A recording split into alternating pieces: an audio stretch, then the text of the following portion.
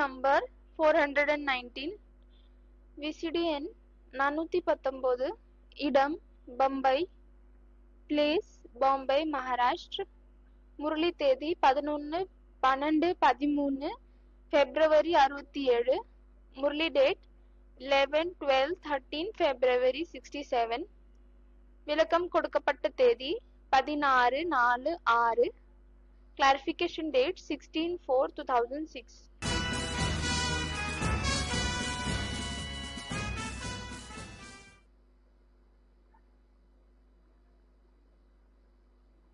भोपाल में रात्रि क्लास चल रहा था। போபாலில் இரவு வகுப்பு ஓடிக்கொண்டிருந்தது. 11 फरवरी 1967, 11 February 67, और बात चल रही थी பிறகு விஷயம் நடந்து கொண்டிருந்தது. राम बाप के राज्य में तुम कितना सुख पाते हो। ராமர் தந்தையினுடைய ராஜ்யத்தில் நீங்கள் எவ்வளவு சுகத்தை அனுபவிக்கிறீர்கள். ऐसे बाप को याद करना चाहिए ना। இப்படிப்பட்ட தந்தையை நினைவு செய்ய வேண்டும் இல்லையா? भक्ति मार्ग में सब ईश्वर को वारिस बनाते हैं। பக்தி மார்க்கத்தில் அனைவரும் ஈஸ்வரை வாரிசாக்குகிறார்கள். ईश्वर अर्थ दान पुण्य करते हैं। ஈஸ்வருக்காக தானம் புண்ணியம் செய்கிறார்கள். तो ईश्वर अर्थ क्यों कहते हैं। எனவே ஈஸ்வருக்காக என்று ஏன் சொல்கிறார்கள்? समझते हैं ईश्वर देंगे, புரிந்து கொள்கிறார்கள் ஈஸ்வர் கொடுப்பார் என்று. दूसरे जन्म में मिलेगा, இரண்டாவது ஜன்மத்தில் கிடைக்கும். तो उनको देते हैं। பிறகு அவர்களுக்கு கொடுக்கிறார். किस लिए देते हैं। वर्षा लेने के लिए। எதற்காக கொடுக்கிறார்? ஆஸ்தியை எடுத்துக்கொள்வதற்காக. यहाँ भी डायरेक्ट ईश्वर को देते हो। இங்கேயும் டைரக்டாக ஈஸ்வருக்கு தருகிறீர்கள். वारिस बनाते हैं तो फिर 21 जन्मों के लिए ईश्वर को देते हैं। வாரிசாக்குகிறீர்கள், எனவே 21 பிறவிக்காக ஈஸ்வருக்கு தருகிறீர்கள். धर्मात्मा मनुष्य होते हैं तो धर्म करते हैं। தர்மாத்மா மனிதனாக இருந்தால் தர்மத்தை செய்கிறார்கள். ईश्वर अर्थ धर्म करते हैं, ஈஸ்வருக்காக தர்மத்தை செய்கிறார்கள். वो तो मिलता है एक जन्म के लिए। அது ஒரு பிறவிக்காக தான் கிடைக்கிறது. अभी बच्चे जानते हैं हम जो देंगे तो बाबा 21 जन्मों के लिए देंगे। இப்பொழுது குழந்தைகள் அறிவீர்கள், நாம் கொடுத்தால் பிறகு பாபா 21 பிறவிக்காக தருவார். तो फर्क हो गया ना। எனவே வித்தியாசம் ஏற்படுகிறது இல்லையா? परंतु जब ये राज अच्छी तरह बुद्धि में बैठे ஆனால் இந்த ராஜ் அதாவது ரகசியம் புத்தியில் நல்ல விதமாக அமரணும். तब बात है। அப்பொழுதுதான் விஷயம் இருக்கிறது. तुम जानते हो हमने 84 जन्म पूरे किए हैं। நீங்கள் அறிவீர்கள், நாம் 84 பிறவியை கம்ப்ளீட் பண்ணிவிட்டோம்.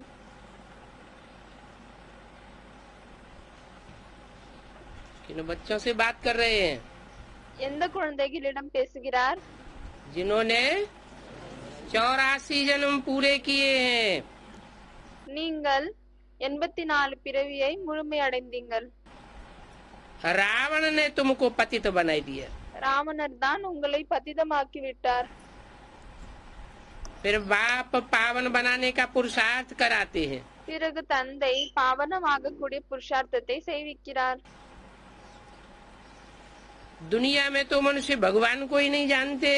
உலகத்தில் மனிதர்கள் பகவானையை தெரிந்து கொள்ள மாட்டார்கள். ये भी नहीं जानते कि मनुष्य सृष्टि कैसे रची। இது கூட அறிய மாட்டார்கள் மனித சிருஷ்டியை எப்படி படைத்தார் என்று.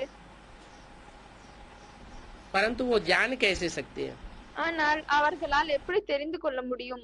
बाप ही आकर के रचयिता और रचना की आदि मध्यंत की नालिश समझाते हैं, राज बताते हैं।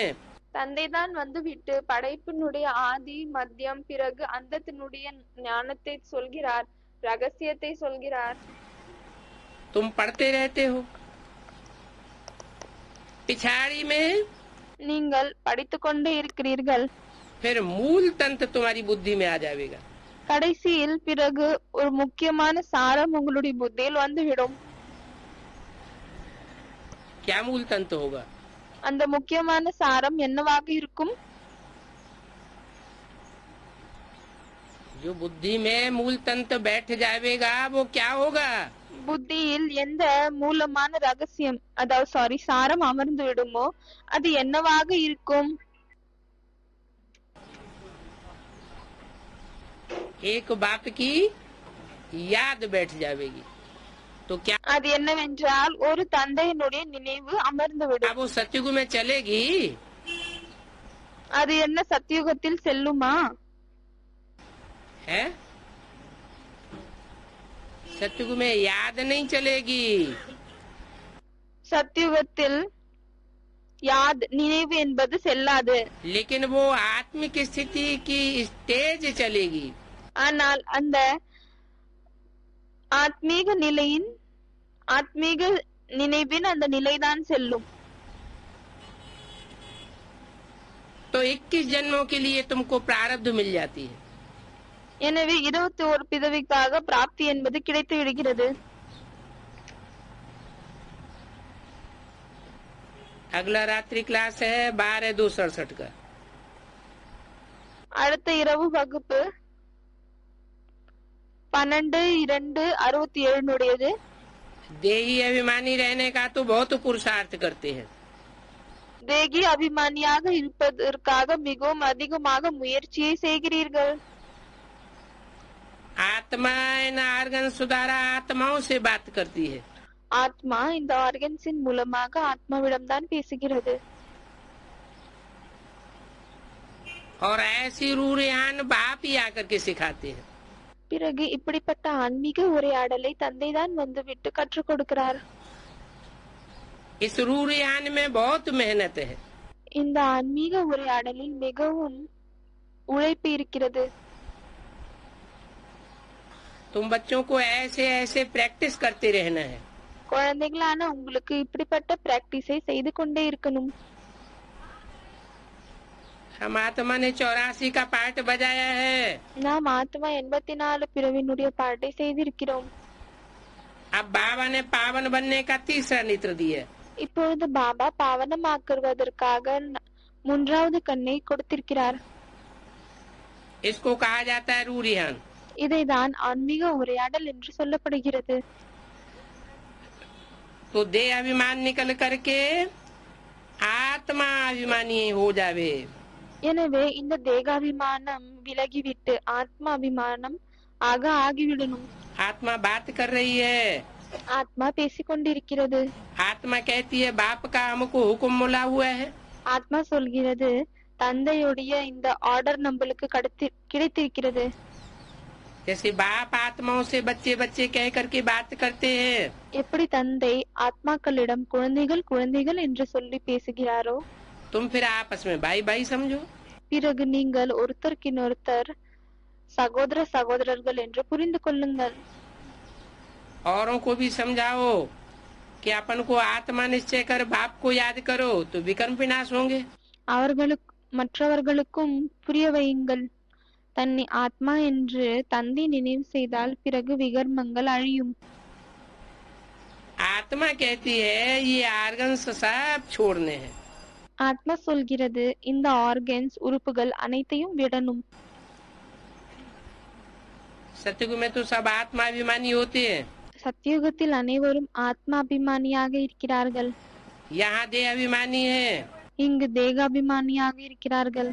इसलिए यहाँ फिर प्रैक्टिस बहुत करनी पड़े। அதனால்தான் பிறகு இங்கு பிராக்டிஸ் அதிகமாக செய்ய வேண்டியதாக இருக்கிறது. आत्मा का नाम आत्मा ही होता है, वो कब बदलता नहीं है। ஆத்மாவினுடைய பெயர் ஆத்மாவாக தான் இருக்கிறது, அது எப்பொழுதும் மாறுவதில்லை. शिव बाबा को आत्मा फिर परमात्मा कह करके नाम रख देते हैं शिव। சிவ பாபாவிற்கு பிறகு ஆத்மா பரமாத்மா என்று சொல்லிவிட்டு சிவன் என்ற பெயரை வைத்து விடுகிறார்கள். अपनी आत्मा का नाम तो आत्मा ही है। தன்னுடைய ஆத்மாவினுடைய பெயர் ஆத்மாதான் ஆகும்.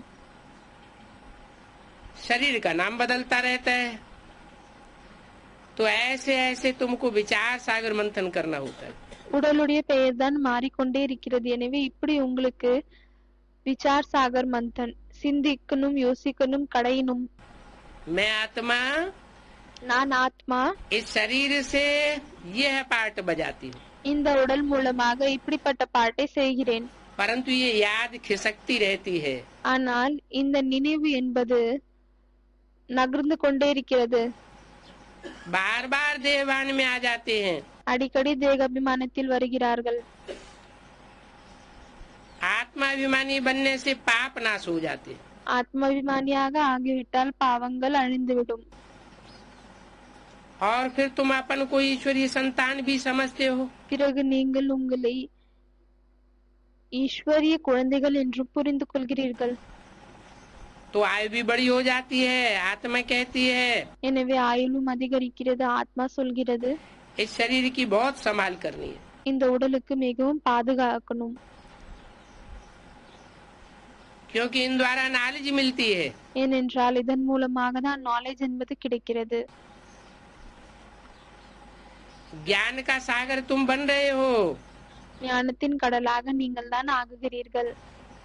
परंतु सागर तो एक ही होता है। ஆனால் கடலா என்பது ஒருத்தர் தான். तो तुम मास्टर सागर कहला सकते हो। इसको कहा जाता है विचार सागर मंथन करना। எனவே நீங்கள் கடலின் எஜமானர் என்று சொல்லலாம். இதைதான் சிந்திக்கும் யோசிக்கும் என்று சொல்லப்படுகிறது. जिससे ज्ञान की पॉइंट्स निकलती है। எதன் மூலமாக ஞானத்தின் பாயிண்ட்ஸ் வெளியே வருகிறது. ये निश्चय है अब ये शरीर छोड़ना है। இது நிச்சயம் இருக்கிறது. என்னவென்றால் இப்பொழுது இந்த உடலை விடணும். नंगे आए हैं और नंगे वापस जाना है।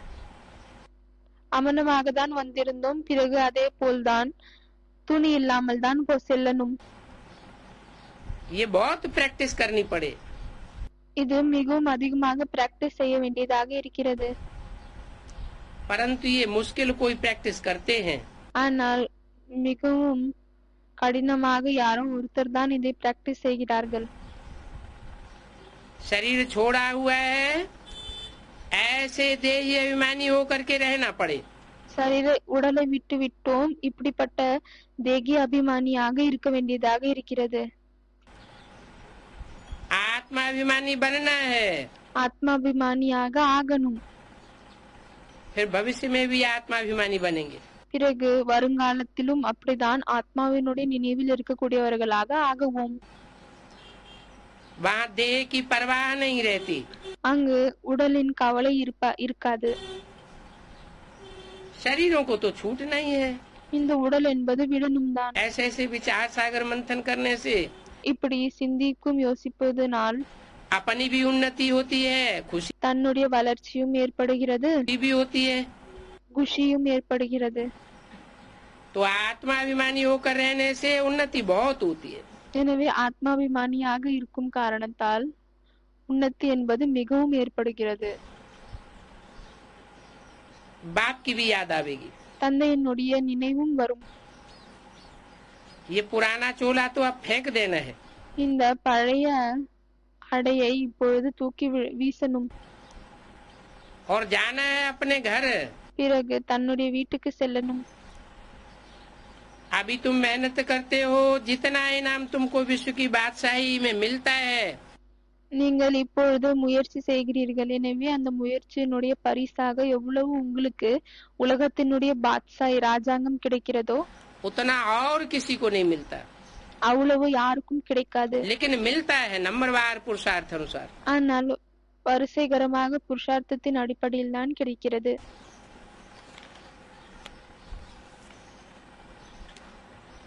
अगला प्रातः क्लास है அடுத்த காலை வகுப்பு 13 फरवरी सन 1967। 13 பிப்ரவரி 67. स्टूडेंट्स ने ये समझा है ஸ்டூடெண்ட்ஸ் இதை புரிந்து கொண்டார்கள். कि हमारा टीचर आया हुआ है। என்னவென்றால் நம்மளுடைய டீச்சர் வந்திருக்கிறார். ये तो बच्चे जानते हैं वो टीचर बाप भी है। இதை குழந்தைகள் அறிவார்கள் என்னவென்றால் அந்த ஆசிரியர் தந்தையும் ஆவார். जो आया हुआ है, யாரு வந்திருக்கிறார்?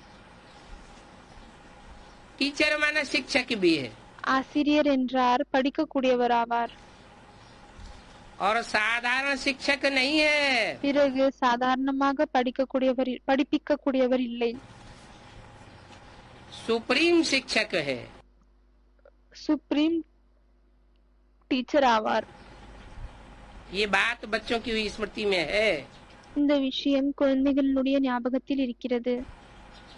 परंतु बच्चों की स्मृति में भी नंबरवार पुरुषार्थ अनुसार है. ஆனால் குழந்தைகளின் புத்தியிலும் இது வரிசைகரமாக புருஷார்த்தத்தின் அடிப்படையில் தான் இருக்கிறது. कायदा कहता है कि जब एक बार जान गए कि ये टीचर है अथवा ये बाप है, गुरु है, ரூல்ஸ் சொல்லுகிறது, எப்பொழுது நாம் ஒரு முறை தெரிந்து கொண்டோம் இவர்தான் தந்தை ஆவார், அதே போல் ஆசிரியர் ஆவார், तो फिर ये बात भूल नहीं सकते हैं. எனவே இந்த விஷயத்தை திரும்பவும் மறக்க முடியாது.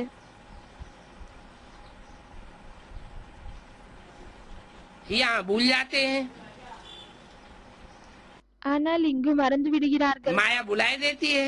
மாயை மறக்க வைக்கிறது. अज्ञान काल में कब माया भुलाती नहीं है, அஞ்ஞானத்தில் எப்பொழுதும் மாயை மறக்க வைப்பதில்லை. वहाँ याद रहता है कि ये हमारा टीचर है, ये हमारा बाप है.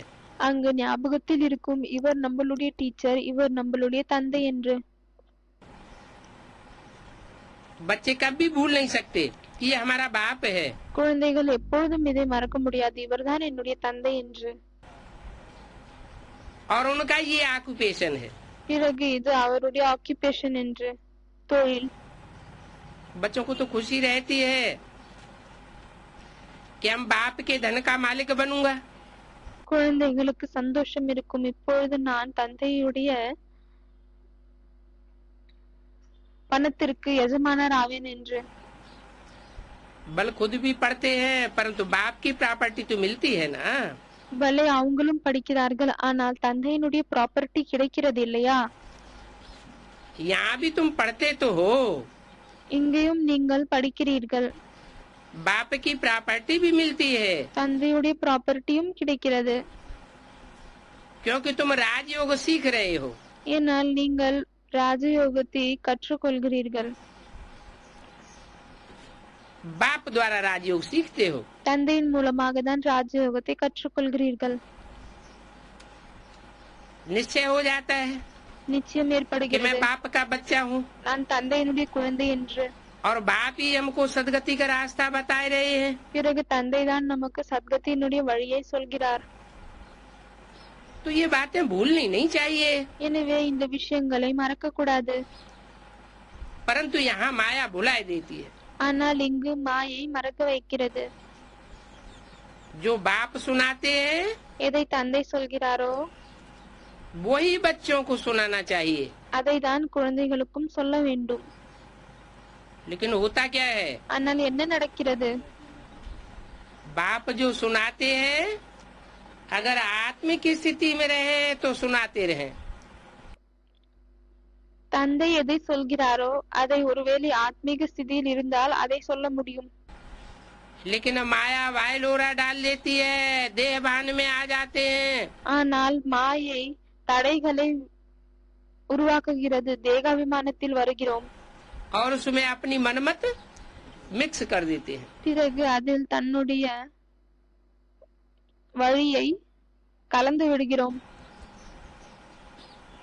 ये जो बंदरों को दिखाते हैं, இந்த குரங்குகளை காமிக்கப்படுகிறது, हियर नो इविल, கெட்டதை கேட்காதீர்கள், सी नो इविल, கெட்டதை பார்க்காதீர்கள், टाक नो इविल. கெட்டதை பேசாதீர்கள். तो ये बंदरों की बात नहीं है, எனவே இது குரங்குகளின் விஷயம் இல்லை, है तो ये मनुष्यों की बात. இது மனிதர்களின் விஷயமாகும். बाप कहते हैं ये आसुरी बातें मत बोलो. தந்தை சொல்கிறார், இந்த அசுர விஷயங்களை சொல்லாதீர்கள், मत सुनो, கேட்காதீர்கள், मत देखो. பார்க்காதீர்கள். क्योंकि आसुरी बातें तो बहुत आवेंगी। ஏனென்றால் அசுர விஷயங்கள் என்பது நிறைய வரும். कौन सी बातें नहीं सुननी है? எந்த பேச்சுகளை கேட்கக்கூடாது? बाप के लिए तो कहते हैं कि सर्वव्यापी है, தந்தைக்காக சொல்கிறார்கள் அவர் அனைத்து இடத்திலும் வியாபித்து இருக்கிறார். ठिक्कर बित्तर में है, கல்லும் மண்ணில் இருக்கிறார். परंतु तुम ऐसी बातें बिल्कुल मत सुनो। ஆனால் நீங்கள் இப்படிப்பட்ட விஷயங்களை சுத்தமாக கேட்காதீர்கள். न सुनेंगे तो बोलेंगे भी नहीं। கேட்காமல் இருந்தால் பிறகு சொல்லவும் மாட்டோம். ये तो बाप का बहुत डिसरिगार्ड करते हैं। இது தந்தைக்கு மிகவும் அதிகமாக டிஸ்ரிகார்ட் செய்கிறார்கள். क्या? என்ன?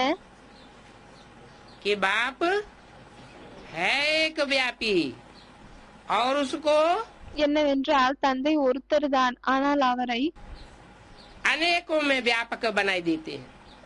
நிறைய பேரில் இருக்கிறார் என்று சொல்லிவிடுகிறார்கள். आगे से हियर नो इविल। இனிமேல் முன்னால் இருந்து கெட்டதை கேட்காதீர்கள். पहले बंदरों का मिसाल बनाते थे, முதலில் குரங்கனுடைய எடுத்துக்காட்டை உருவாக்கினார்கள். अभी मनुष्यों का भी बनाते हैं। இப்பொழுது மனிதர்களுடையதும் உருவாக்குகிறார்கள். तुम्हारा भी ये नलिनी का चित्र बनाया हुआ है। உங்களதும் இந்த நளினியுடைய படம் உருவாக்கப்பட்டிருக்கிறது. तो बाप कहते हैं ये ग्लानी की बातें मत सुनो। எனவே தந்தை சொல்கிறார் இந்த அவதூறத்தின் விஷயங்களை கேட்காதீர்கள். बाप कहते हैं सबसे जास्ती मेरी ग्लानी करते हैं।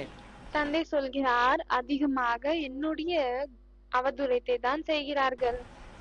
कौन? யாரு? जो बाप के पार्ट में अनिश्चय बुद्धि बनाते हैं। தந்தையினுடைய பாட்டில் அனிச்ச புத்தி ஆக்க வைக்கிறார்கள். बाप कहते हैं मैं हूँ एक व्यापी, தந்தை சொல்கிறார் நான் ஒரு வியாபிதான், ஒருத்தரில் தான் இருக்கிறேன். लेकिन एक व्यापी को वो सर्वव्यापी बनाते हैं। ஆனால் அவர்கள் ஒருத்தருக்குள் இருக்கக்கூடியவரை அனைவருக்குள் இருக்கக்கூடியவர்களாக சொல்கிறார்கள். तुमको मालूम है நீங்கள் இதை அறிவீர்கள். कृष्ण के भक्त जो होते हैं கிருஷ்ணர்களின் பக்தர்கள் யார் இருக்கிறார்களோ कृष्ण के आगे धूप जगाते हैं, அவர்கள் கிருஷ்ணருக்கு முன்னால் ஊதுவத்தி ஏத்துகிறார்கள். तो राम के भक्त राम का नाक बंद कर देते हैं।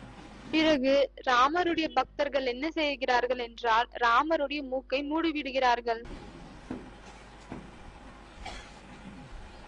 एक दो की बदबू बास भी अच्छी नहीं लगती। ஒருத்தர் இன்னொருத்தருக்கு அந்த துர்நாற்றமும் வாசனையும் பிடிப்பதில்லை. आपस में जैसे दुश्मन हो जाते हैं। என்னவென்றால் ஒருத்தருக்கு இன்னொருத்தர் எதிரிகள் மாதிரி ஆகிவிடுகிறார்கள். कौन? யாரு? राम के भक्त और कृष्ण के भक्त।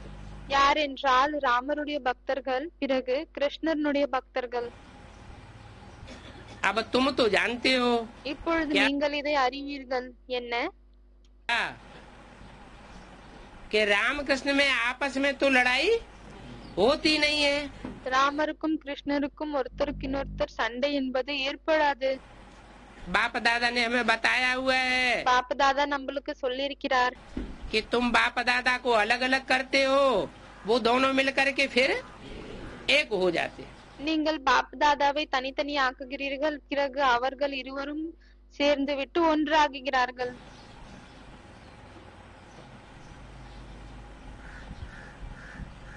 अभी तुम तो हो रामवंशी। இப்பொழுது நீங்கள் ராமருடைய வம்சத்தை சேர்ந்தவர்கள். क्या? என்ன? कृष्णवंशी नहीं हो। கிருஷ்ணரின் வம்சத்தை சேர்ந்தவர்கள் இல்லை. क्या हो? என்னவாக இருக்கிறீர்கள்? तुम हो रामवंशी। நீங்கள் ராமருடைய வம்சத்தை சேர்ந்தவர்கள் ஆவீர்கள். किससे बात करते हैं? யாரிடம் பேசுகிறார்? रामवंशियों से बात करते हैं। ராம் வம்சியிடம் பேசுகிறார். कृष्ण उर्फ दादा लेखराज से बात नहीं करते हैं। கிருஷ்ணராக இருக்கக்கூடிய தாதா லேகராஜிடம் பேசுவதில்லை. लेकिन ஆனால் उनके कान सुनते हैं, அவருடைய காது கேட்கிறது. वो बीच में सुन लेते हैं। அவர் நடுவில் கேட்டுக்கொள்கிறார். इसलिए मुरली में बोला, मैं तुमसे बात करता हूँ, तुम बच्चों से बात करता हूँ। அதனால்தான் முரளியில் சொல்லப்பட்டிருக்கிறது, நான் குழந்தைகளாகிய உங்களிடம்தான் பேசுகிறேன். और ये बीच में सुन लेता है। பிறகு இவர் நடுவில் கேட்டுக்கொள்கிறார். तो बात किससे की जाती है? எனவே யாரிடம் பேசப்படுகிறது? हैं? बात उससे की जाती है जो काम पूरा करे। அவரிடம்தான் பேசப்படுகிறது யார் வேலையை முழுமையாக செய்கிறார்கள். लेकिन बीच में जो सुन लेता है, ஆனால் நடுவில் யார் கேட்டுக்கொள்கிறார்களோ उससे बात करने का लक्ष्य नहीं है। அவரிடம் பேசக்கூடிய லட்சியம் என்பது இல்லை. क्यों? ஏன்?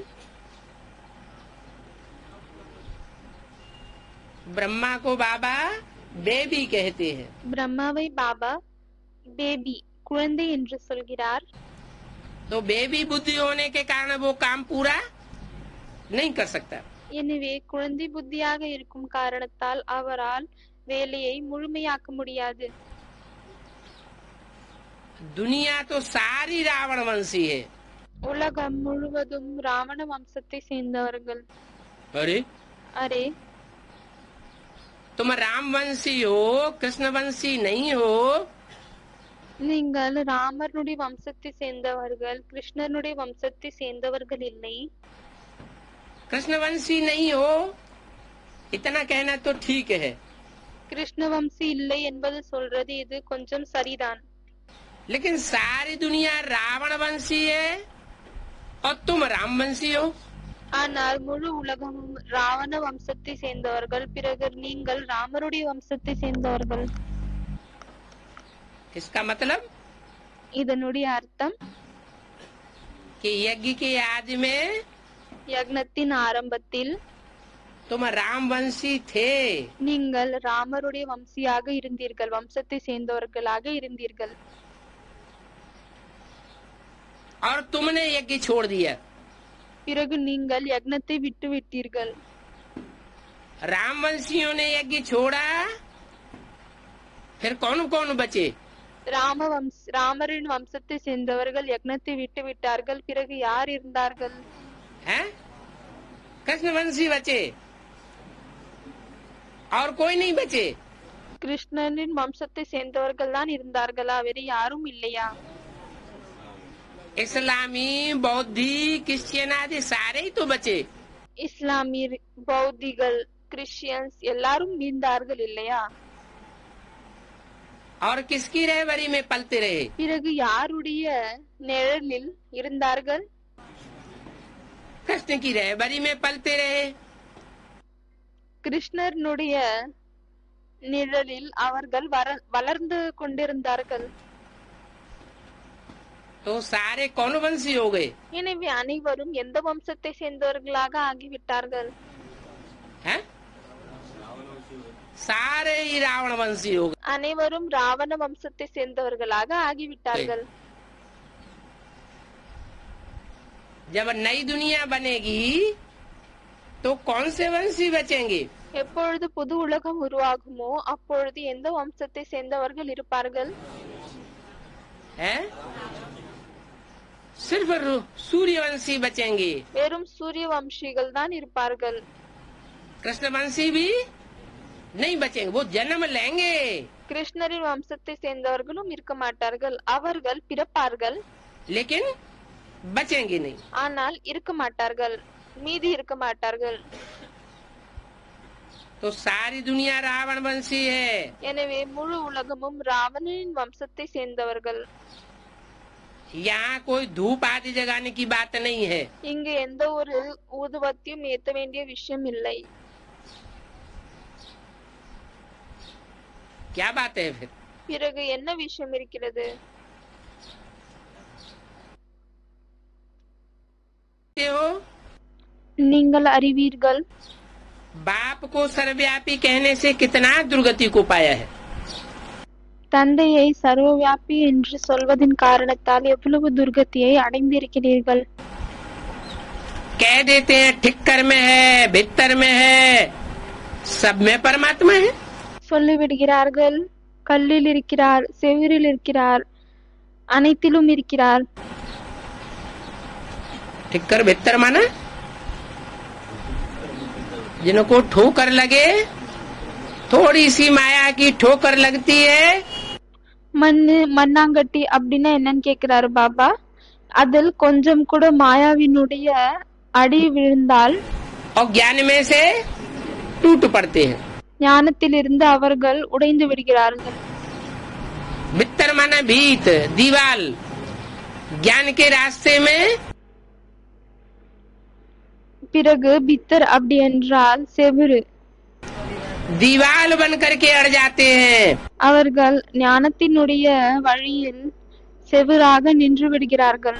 न खुद आगे बढ़ते हैं और न दूसरों को ज्ञान सुनने देते हैं.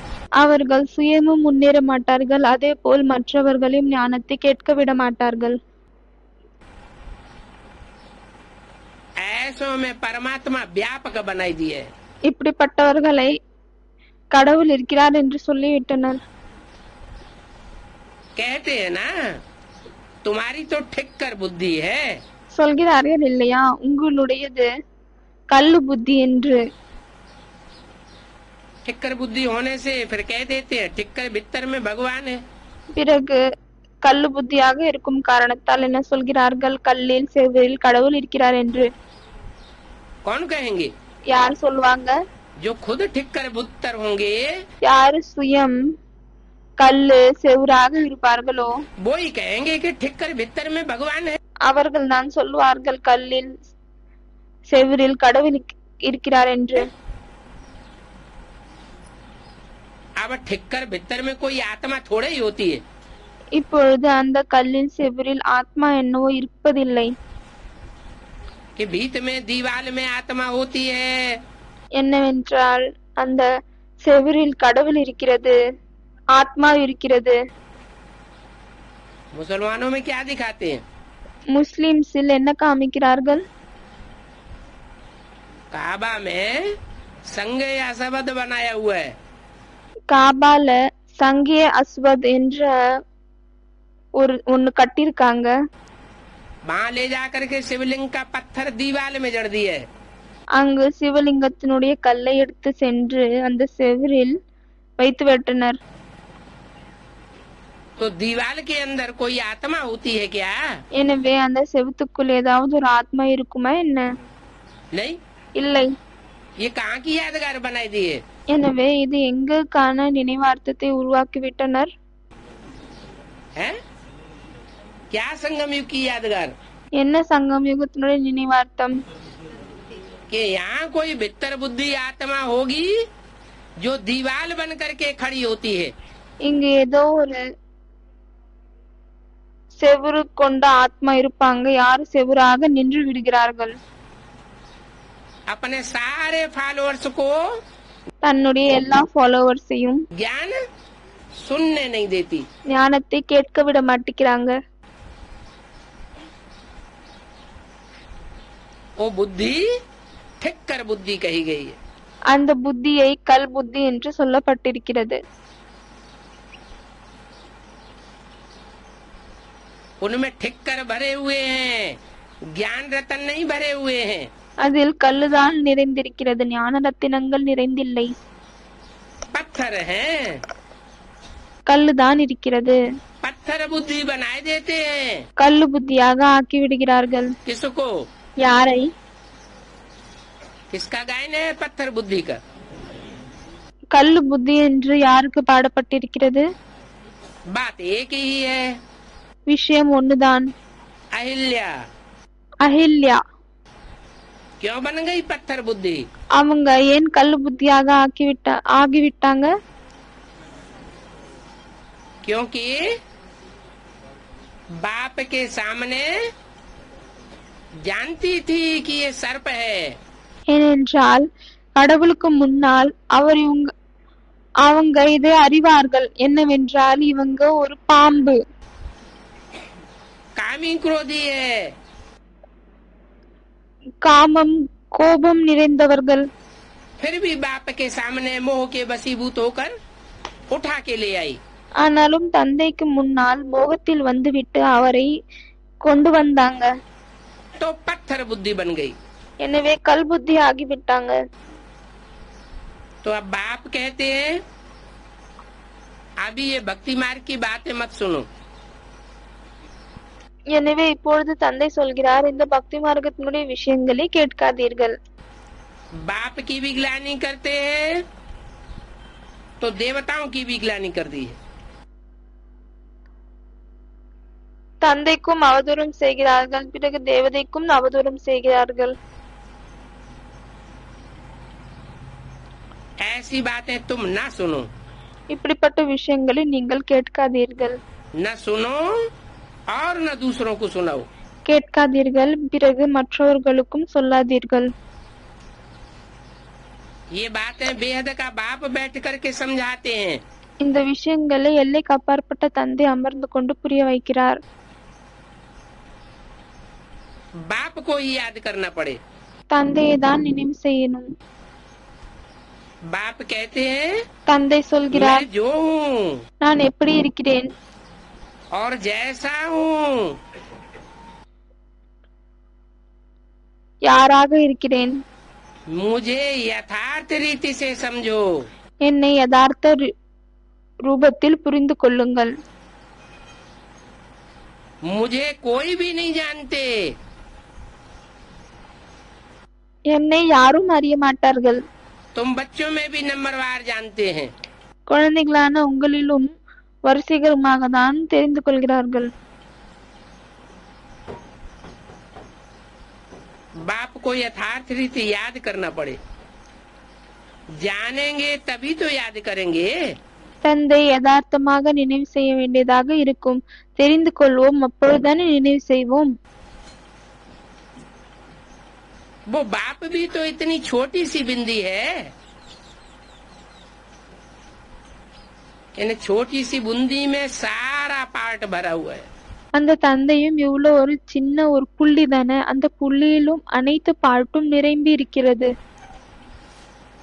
तो यथार्थ रीति बाप को जान करके எனவே யதார்த்த ரூபமாக தந்தையை தெரிந்து கொண்டு और याद करना है।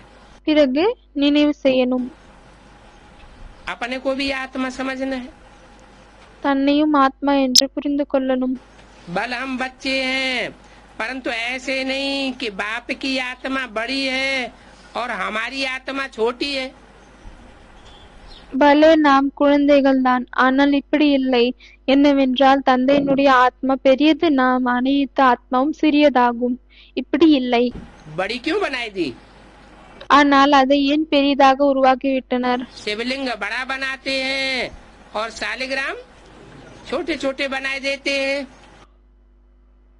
எனவே சிவலிங்கத்தை பெரிதாக, பிறகு ஷாலிகிராமை சிறிதாக ஏன் உருவாக்குகிறார்கள்? ये यादगार ऐसे क्यों बनाई है? இந்த நினைவார்த்தத்தை இப்படி ஏன் உருவாக்கி இருக்கிறார்கள்?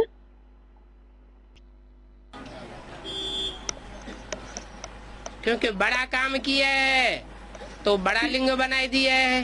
ஏனென்றால் பெரிய வேலையை செய்திருக்கிறார், அதனால் பெரிய லிங்கத்தை உருவாக்கிவிட்டனர். छोटा काम किया है तो शालिग्राम छोटा बनाई दिया। சிறிய வேலையை செய்திருக்கிறார்கள், அப்பொழுது ஷாலிகிராமத்தை சிறிதாக உருவாக்கிவிட்டனர். बल बाप नॉलेजफुल है। பலே தந்தை நாலேஜ்ஃபுல் ஆவார். नॉलेजफुल है, परंतु आत्मा कोई छोटी बड़ी नहीं होती है। ஆனால் ஆத்மாக்கள் யாரும் சிறிது பெரியதாகாது. तुम्हारी आत्मा भी तो नॉलेज रहती है ना, உங்களுடைய ஆத்மாவிலும் நாலேஜ் இருக்கிறது இல்லையா? परंतु तुम्हारी आत्मा में नंबरवार रहती है। ஆனால் உங்க ஆத்மாக்களில் நம்பர் வரிசைகரமாக இருக்கிறது. कोई भी स्कूल में नंबरवार पास होते हैं, எந்த ஒரு ஸ்கூல் பள்ளியிலையும் வரிசைகரமாக தான் பாஸ் ஆகுகிறார்கள்.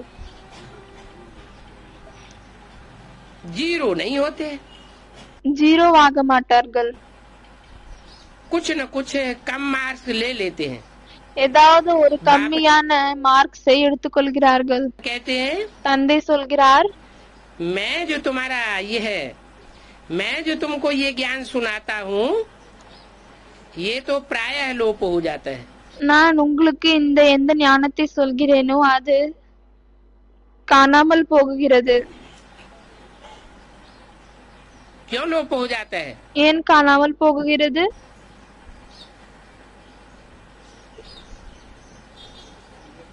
क्या बाप का ही ज्ञान लोप हो जाता है या दूसरे धर्मों का भी ज्ञान लोप हो जाता है? வெறும் தந்தையினுடைய ஞானம் மட்டும் காணாமல் போகிறதா, இல்லையானால் மற்ற தர்மத்தின் ஞானமும் காணாமல் போகிறதா? सबका ज्ञान लोप हो जाता है। क्यों लोप हो जाता है? அனைவரின் ஞானமும் காணாமல் போகிறது. எனவே ஏன் காணாமல் போகிறது? नहीं, क्योंकि विनाश एक ऐसा एक्सीडेंट है। யாரோ ஆத்மீக ஸ்திதி இல்லை என்று சொல்கிறார்கள். அதுக்கு பாபா சொல்றார், இல்லை. காரணம் என்னவென்றால் அழிவு இப்படி ஒரு மிக பெரிய ஆக்சிடென்ட் ஆகும். बड़ा एक्सीडेंट, ஒரு பெரிய ஆக்சிடென்ட், कि जिसके बाद कुछ भी याद नहीं रहता। அதற்கு பின்னால் எதுவும் ஞாபகத்தில் இருக்காது. जो आत्म की स्थिति की प्रैक्टिस कर ली है बस वो याद रहती। எந்த ஆத்மீக ஸ்திதியினுடைய நிலையினுடைய பிராக்டிஸை செய்து விட்டோமோ வெறும் அது மட்டும்தான் ஞாபகத்தில் இருக்கும். जैसे लौकिक दुनिया में कोई को हेमरेज हो जाता है या एक्सीडेंट कोई ऐसा हो जाता है, எப்படி லௌகிக உலகத்தில் யாருக்காவது ஹெமரேஜ் ஆகுகிறது, இல்லையானால் ஒரு ஏதாவது ஆக்சிடென்ட் ஏற்படுகிறது, तो आगे के जीवन में कुछ भी याद नहीं रहता। எனவே முன்னால் வாழக்கூடிய வாழ்க்கையில் அவர்களுக்கு எதுவும் ஞாபகத்தில் இருக்காது. तो ये ज्ञान भी प्रायः लोप हो जाता है। फिर भी देखो चित्र आदि तो रहते हैं ना।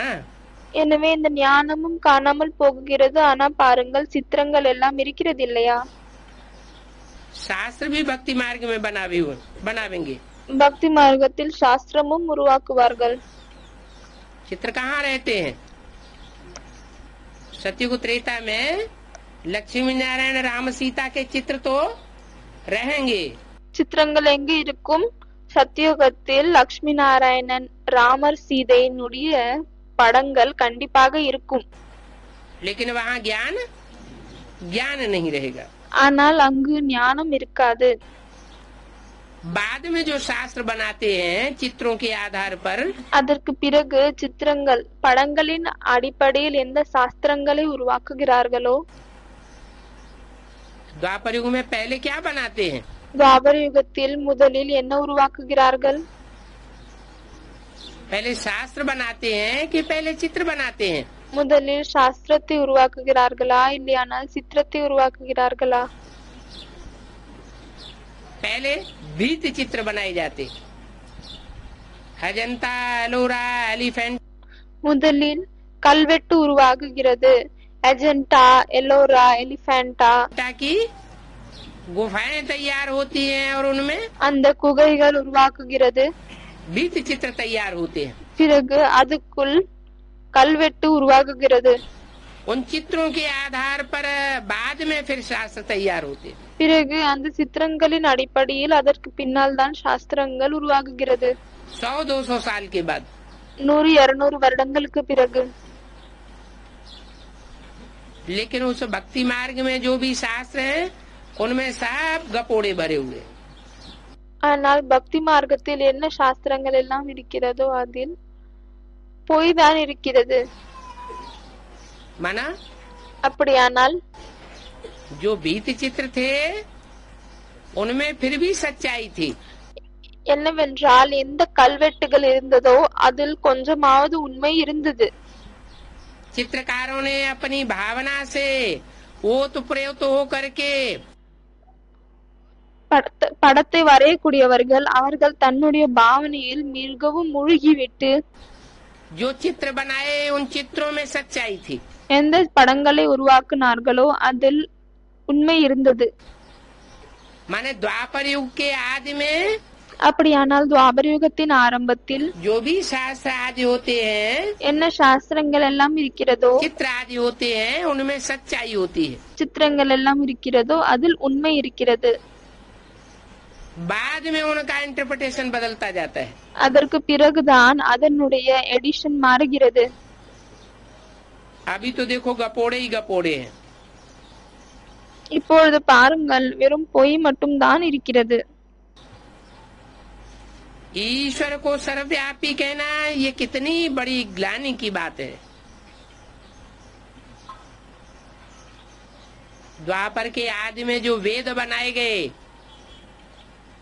उन கடவுளை சர்வவியாபி என்று சொல்வது எவ்வளவு பெரிய ஒரு அவதூறமாகிறது. वेदों में भी एक ऋचा है, हे ईश्वर हम तुमको पहले सर्वव्यापी नहीं समझते थे। எந்த வேதங்கள் உருவாக்கப்பட்டதோ அந்த வேதங்களில் ஒன்று எழுதப்பட்டிருக்கிறது என்னவென்றால், ஹே கடவுளே, நாங்கள் முன்னால் உங்களை எல்லா இடத்திலும் வியாபித்து இருக்கிறீர்கள் என்று ஏற்றுக்கொள்ளவில்லை. अभी सर्वव्यापी समझते हैं। ஆனால் இப்பொழுதுதான் நாங்கள் உங்களை அனைத்து இடத்திலும் வியாபித்து இருக்கிறீர்கள் என்று புரிந்து கொள்கிறோம். तो उससे क्या साबित होता है எனவே இந்த ரிச்சாவின் மூலமாக என்ன நிரூபணமாகுகிறது? कि द्वापर के आदि में भगवान को सर्वव्यापी नहीं समझते थे। துவாபர யுகத்தின் ஆரம்பத்தில் கடவுளை சர்வவியாபி என்று புரிந்து கொள்வதில்லை. ऐसी बातें सुनने से हमें कान बंद कर देना चाहिए। இப்படிப்பட்ட விஷயங்களை கேட்பதிலிருந்து நாம் நம்மளுடைய காதை மூடிக்கொள்ளணும். क्यों? ஏன் कान क्यों बंद कर देना चाहिए? ஏன் காதை மூடிக்கொள்ளணும்? क्या? अरे हर जगह भगवान ही भगवान दिखाई पड़ेगा, हर्जा क्या है? அரே, எல்லா இடத்திலும் கடவுள் தான் தென்படுவார், எனவே அதில் என்ன இருக்கிறது? ஏன் காதை மூடிக்கொள்ளணும்? हैं? हाँ, हर जगह भगवान दिखाई पड़ेगा तो सब भगवानों की बात माननी पड़ेगी। எனவே எல்லா இடத்திலும் கடவுள் தென்பட்டார், பிறகு எல்லாருடைய விஷயத்தையும் கேட்க வேண்டியதாக இருக்கும். एक ही भगवान दिखाई पड़ेगा ஒரே ஒரு கடவுள் தென்பட்டா तो एक की ही बात मानेंगे, பிறகு ஒருத்தருடைய விஷயத்தை தான் ஏற்றுக்கொள்வார்கள், एक की ही याद करेंगे। ஒருத்தரை தான் நினைவு செய்வார்கள். एक की याद करने से बुद्धि सात्विक बनेगी। ஒருத்தரை நினைவு செய்வதால் புத்தி சாத்விகாகும். अनेकों का ज्ञान सुनने से நிறைய பேருடைய ஞானத்தை கேட்பதால் ज्ञान विविचारी बन जाएगा। ஞானம் விபச்சாரி ஆகிவிடும். तो बाप आत्माओं को कहते हैं हियर नो इविल। எனவே தந்தை ஆத்மாக்களுக்கு சொல்கிறார், கெட்டதை கேட்காதீர்கள். इस आसुरी दुनिया को क्या देखना है? இந்த அசுர உலகத்தை என்ன பார்க்கணும்? इस चीची दुनिया से आंखें बंद कर लेनी है। இந்த அழுக்கான உலகத்திலிருந்து கண்களை மூடிக்கொள்ளணும். अभी आत्मा को स्मृति आ गई है இப்பொழுது ஆத்மாவிற்கு நினைவு வந்துவிட்டது. कि ये तो पुरानी दुनिया है, என்னவென்றால் இது என்னவோ பழைய உலகம். बाप आए हैं नई दुनिया की स्थापना करने। தந்தை புது உலகத்தை ஸ்தாபனை செய்வதற்காக வந்திருக்கிறார். इस पुरानी दुनिया से हमें कनेक्शन नहीं रखना है। இந்த பழைய உலகத்தோடு நாம் நம்மளுடைய கனெக்ஷனை வைத்துக் கொள்ளக்கூடாது. आत्मा में जो बुद्धि है, ஆத்மாவில் எந்த புத்தி இருக்கிறதோ उस बुद्धि को अभी स्मृति आ गई है அந்த புத்திற்கு இப்பொழுது ஞாபகம் என்பது வந்துவிட்டது. कि इस दुनिया को हमें देखते हुए भी नहीं देखना है। என்னவென்றால் இந்த உலகத்தை நாம் பார்த்து கொண்டும் பார்க்க கூடாது. अपने शांति धाम को देखना है தன்னுடைய சாந்தி தாமத்தை பார்க்கணும், और सुख धाम को देखना है। பிறகு சுகதாமத்தை பார்க்கணும். आत्मा को ज्ञान तीसरा नेत्र मिला है, ஆத்மாவிற்கு ஞானம் மூன்றாவது கண் என்பது கிடைத்திருக்கிறது. तो वो स्मरण करना है। எனவே அதை ஞாபகம் படுத்தணும். भक्ति मार्ग में भी सुबह उठ करके माला फेरते हैं, பக்தி மார்க்கத்திலும் காலையில் எழுந்து கொண்டு மணிமாலையை உருட்டுகிறார்கள். और सुबह का मुहूर्त बहुत अच्छा समझते हैं। பிறகு காலையில இருக்கக்கூடிய நேரத்தை நல்ல முகூர்த்தம் என்று புரிந்து கொள்கிறார்கள். तुम्हारा है ब्राह्मणों का मुहूर्त। உங்களது என்னவென்றால் பிராமணர்களுடைய முகூர்த்தமாகும். ज्ञान की बातें करना, ஞானத்தின் விஷயங்களை பேசுங்கள். जो फिर भक्ति मार्ग में चलती रहेंगी।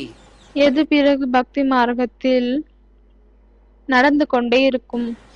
यहाँ तुम्हारी बुद्धि में जो बातें चलती है, இங்கு உங்களுடைய புத்தியில் என்ன விஷயங்கள் வருகிறதோ वो ही बातें फिर भक्ति मार्ग में भी उगरती रहेंगी। அந்த விஷயங்கள் தான் பக்தி மார்க்கத்திலும் வெளியே வந்து கொண்டே இருக்கும். यहाँ जितनी मनमत मिक्स करते रहेंगे, இங்கு எவ்வளவுக்கு எவ்வளவு தன்னுடைய மனித வழியை மிக்ஸ் பண்ணுவோமோ वहाँ भी उतनी मनमत मिक्स करेंगे। அங்கு கூட அவ்வளவுதான் அந்த தன்னுடைய வழியை கலப்போம்.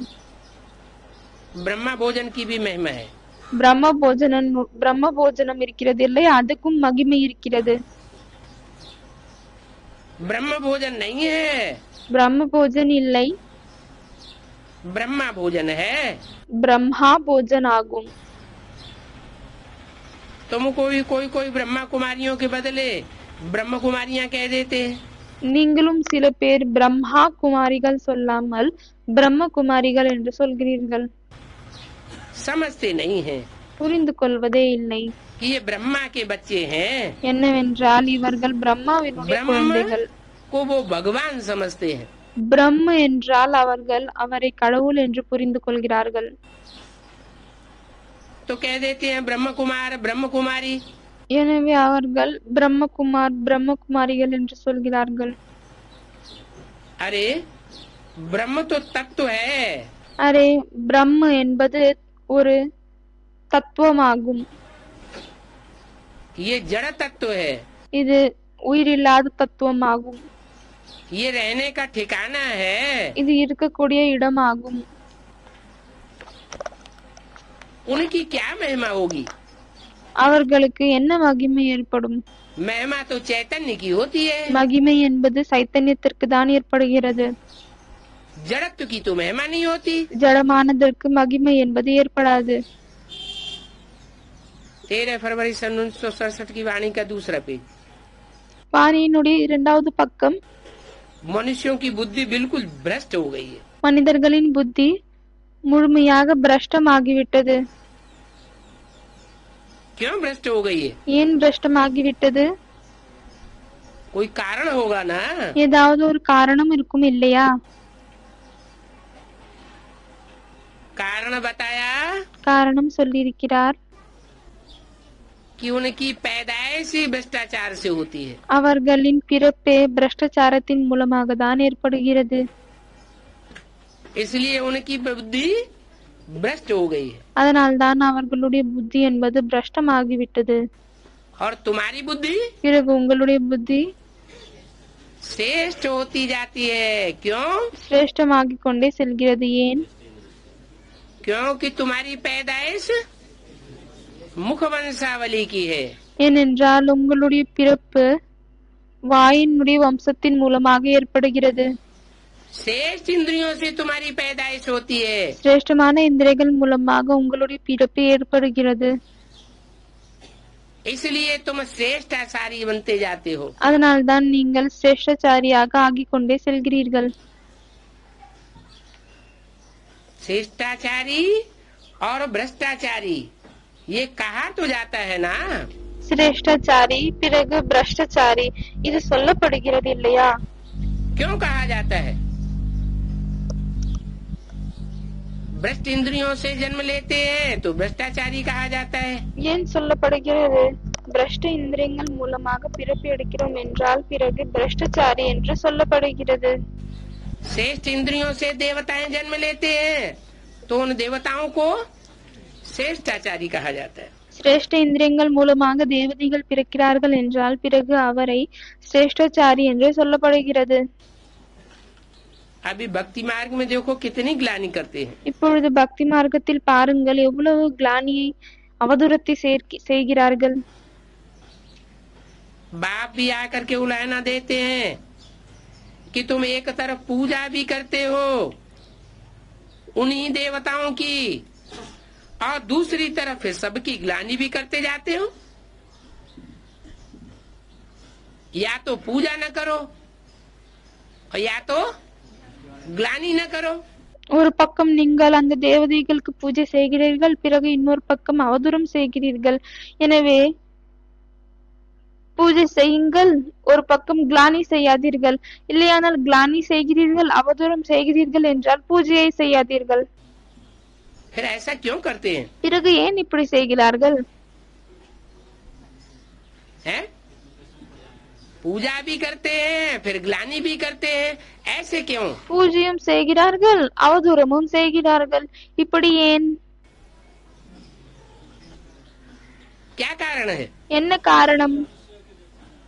हाँ, जो क्रिश्चियंस आते हैं எந்த கிறிஸ்டியன்ஸ் வருகிறார்களோ वो क्रिश्चियंस राम की ग्लानि करते हैं, कृष्ण की ग्लानि करते हैं அவர்கள் ராமருடைய கிளானி அவதூறம் செய்கிறார்கள், கிருஷ்ணருக்கு அவதூறம் செய்கிறார்கள். और ग्लानि सुना सुना के हम उनके संग के रंग में आ जाते हैं। பிறகு அவர்களின் அவதூறத்தை கேட்டுக்கொண்டு நாமும் அவர்களுடைய சங்க தொடர்பில் வருகிறோம்.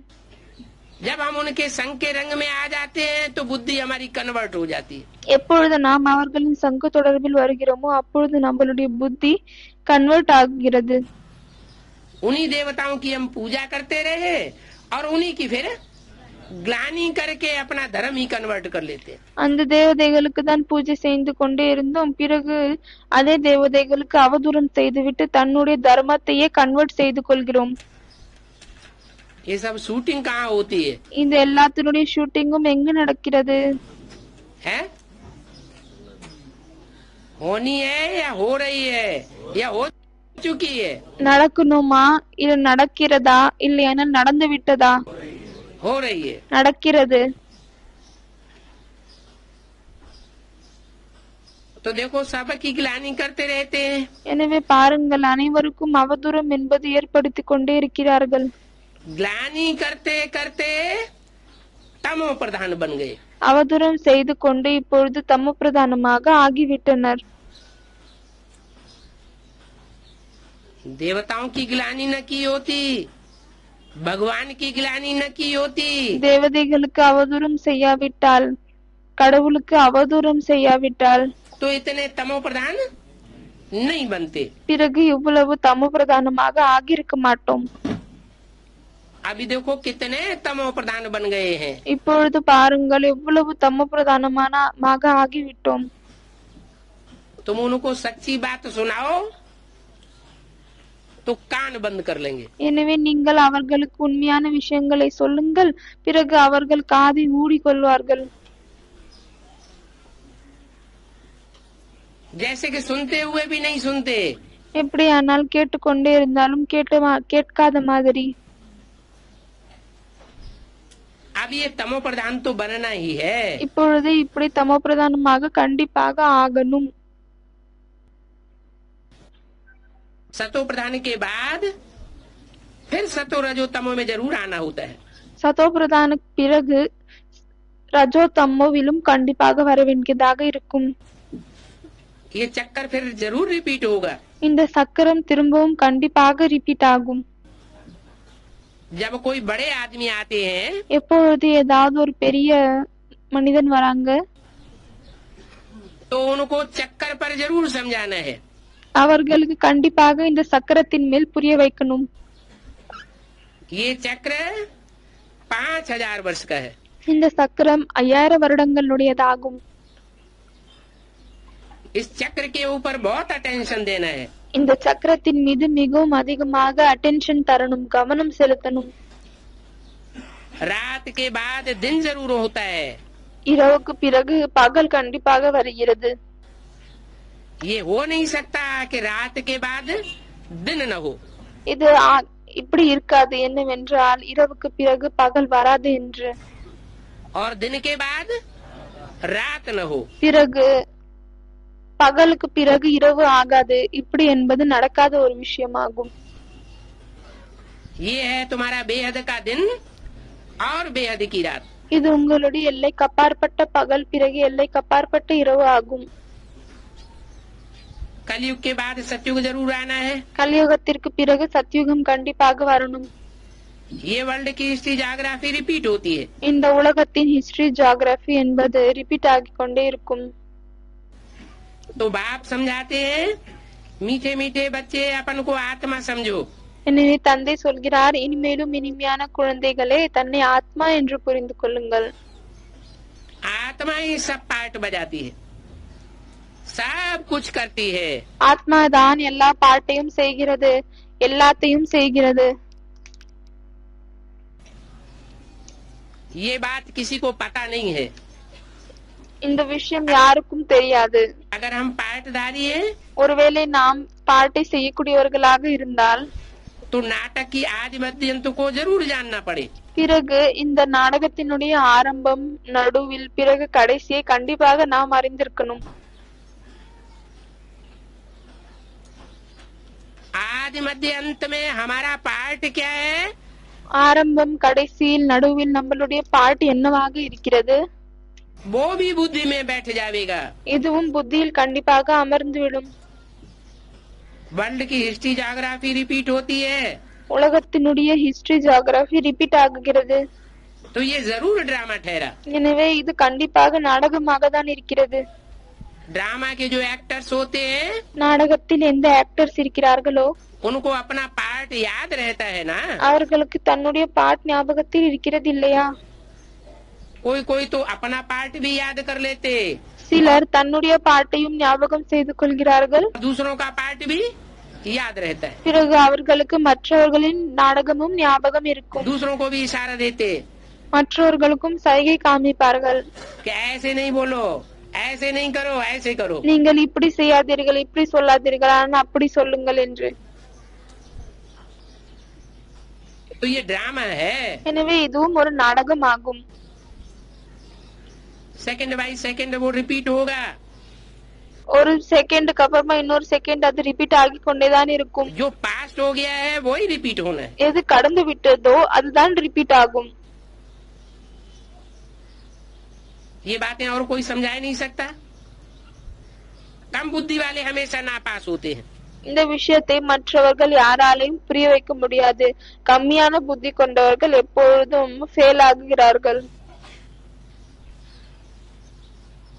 नापास होते हैं तो उनके जन्म कम होते जाते हैं। எனவே ஃபெயில் ஆகுகிறார்கள், அவர்களுடைய பிறவிகள் கம்மியாகி கொண்டே செல்கிறது. फिर टीचर भी क्या कर सकते हैं? பிறகு ஆசிரியராலையும் என்ன செய்ய முடியும்? टीचर को कहेंगे कि कृपा करो व आशीर्वाद करो। ஆசிரியருக்கு சொல்ல முடியுமா, கிருபையை காமிங்கள், கருணையை காமிங்கள், ஆசீர்வாதத்தை கொடுங்கள் என்று? ये तो पढ़ाई है। இது படிப்பு ஆகும் இல்லையா? इस गीता पाठशाला में இந்த கீதை பாठशालाவில் ये भगवान राजयोग पढ़ाते हैं। இங்கு கடவுள் தான் ராஜயோகத்தை கற்றுக் கொடுக்கிறார். कलयुग को बदल करके फिर सतयुग जरूर बनना है। கலியுகத்தை மாற்றிவிட்டு பிறகு சத்யுகம் கண்டிப்பாக உருவாகணும். ड्रामा अनुसार बाप को भी आना है। டிராமாவின் ஆதாரமாக கடவுள் தந்தைக்கும் கண்டிப்பாக வர வேண்டியதாக இருக்கிறது. जरूर आना है। बाप कहते हैं கண்டிப்பாக வரணும். தந்தை சொல்கிறார், मैं कल्प कल्प संगम युग पर आता हूँ। நான் ஒவ்வொரு கல்பத்திலும் சங்கம் யுகத்தில் தான் வருகிறேன். और कोई थोड़े ही कह सकते हैं மற்றவர்கள் யாராலையும் இது சொல்ல முடியுமா என்ன? कि मैं सृष्टि की आदि मध्य अंत का ज्ञान सुनाने आया हूँ। என்னவென்றால் நான் சிருஷ்டியினுடைய ஆரம்பம், நடு, பிறகு கடைசியினுடைய ஞானத்தை சொல்வதற்காக வந்திருக்கிறேன் என்று. वो तो आपन को शिवो हम कह देते हैं, அவர்கள் தன்னை சிவோகம் என்று சொல்லிக் கொள்கிறார்கள். परंतु सिर्फ कहने मात्र से क्या होगा? ஆனால் வெறும் சொல்வதின் காரணத்தால் என்ன நடக்கும்?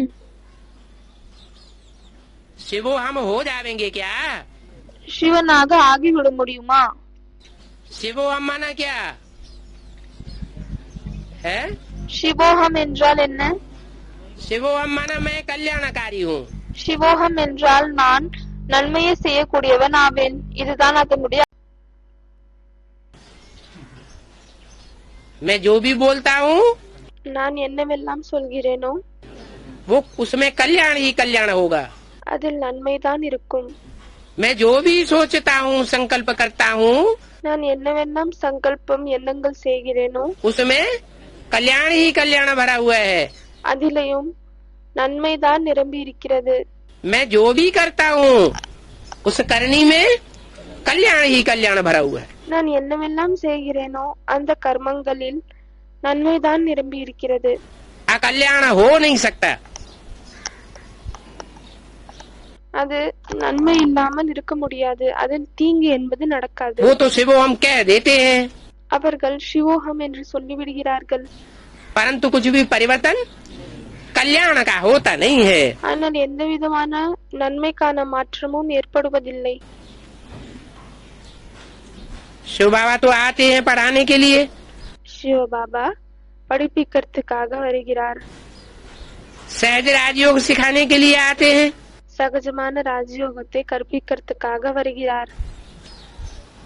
वो तो जो योग सिखाते हैं वो भी कठिन सिखाई देते हैं। அவர்கள் என்ன யோகத்தை கற்பிக்கிறார்களோ அதுவும் கடினமானதை கற்பிக்கிறார்கள்। हाथ पांव उल्टे करो, கை காலை தலைகீழாக்குங்கள், श्वास प्रश्वास रोको, कैसी कैसी क्रियाएं प्रक्रियाएं हठियों की सिखाते हैं।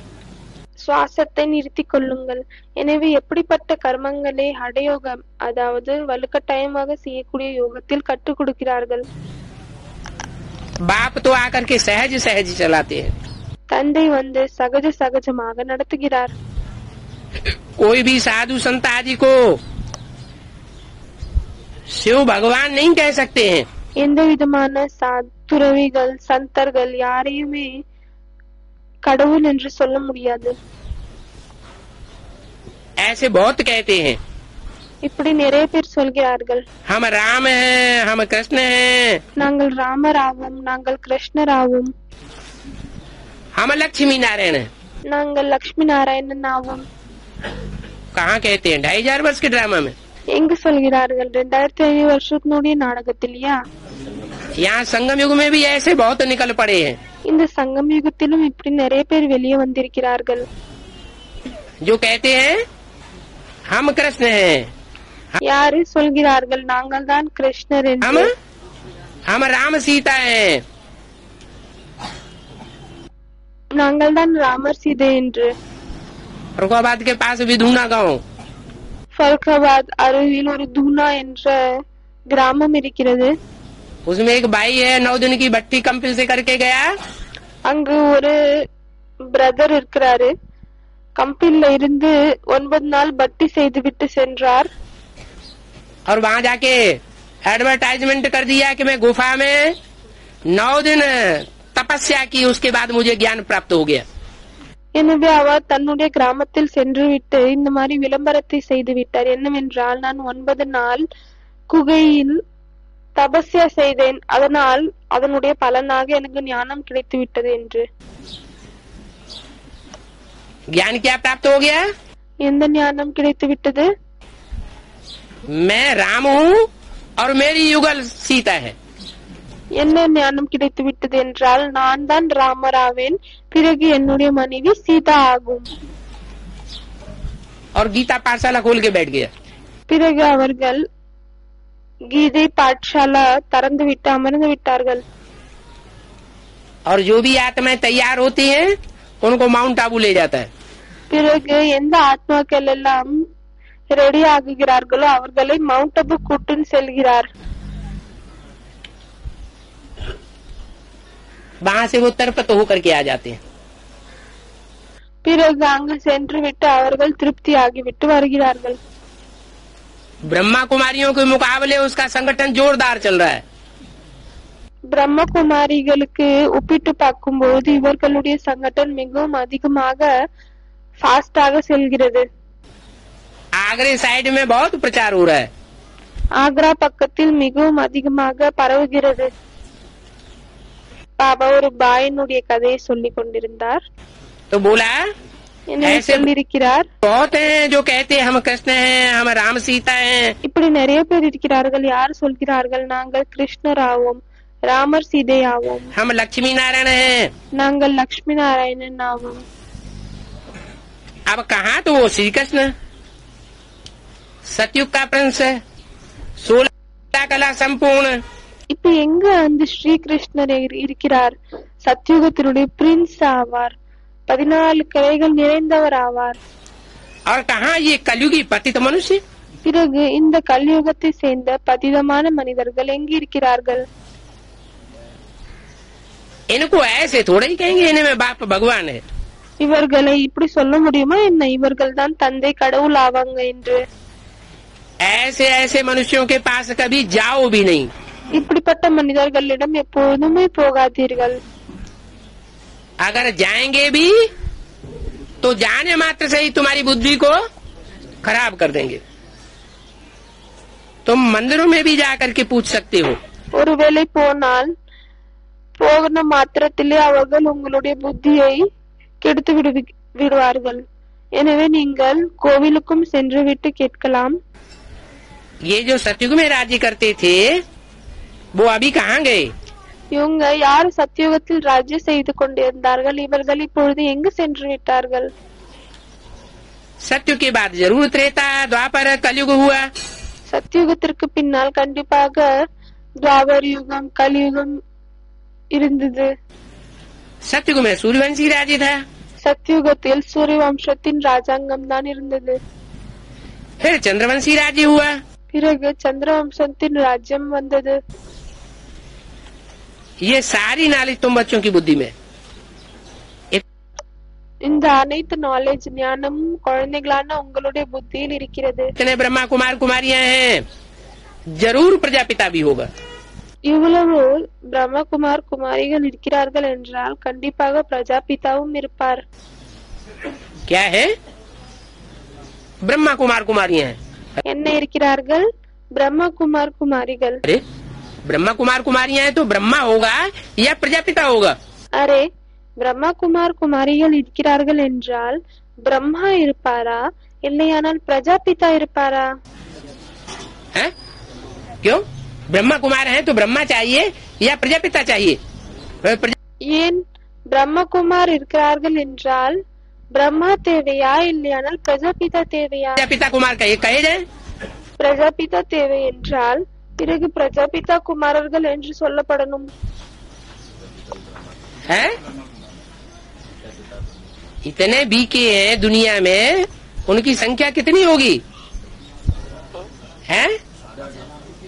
लाखों की तादाद में है।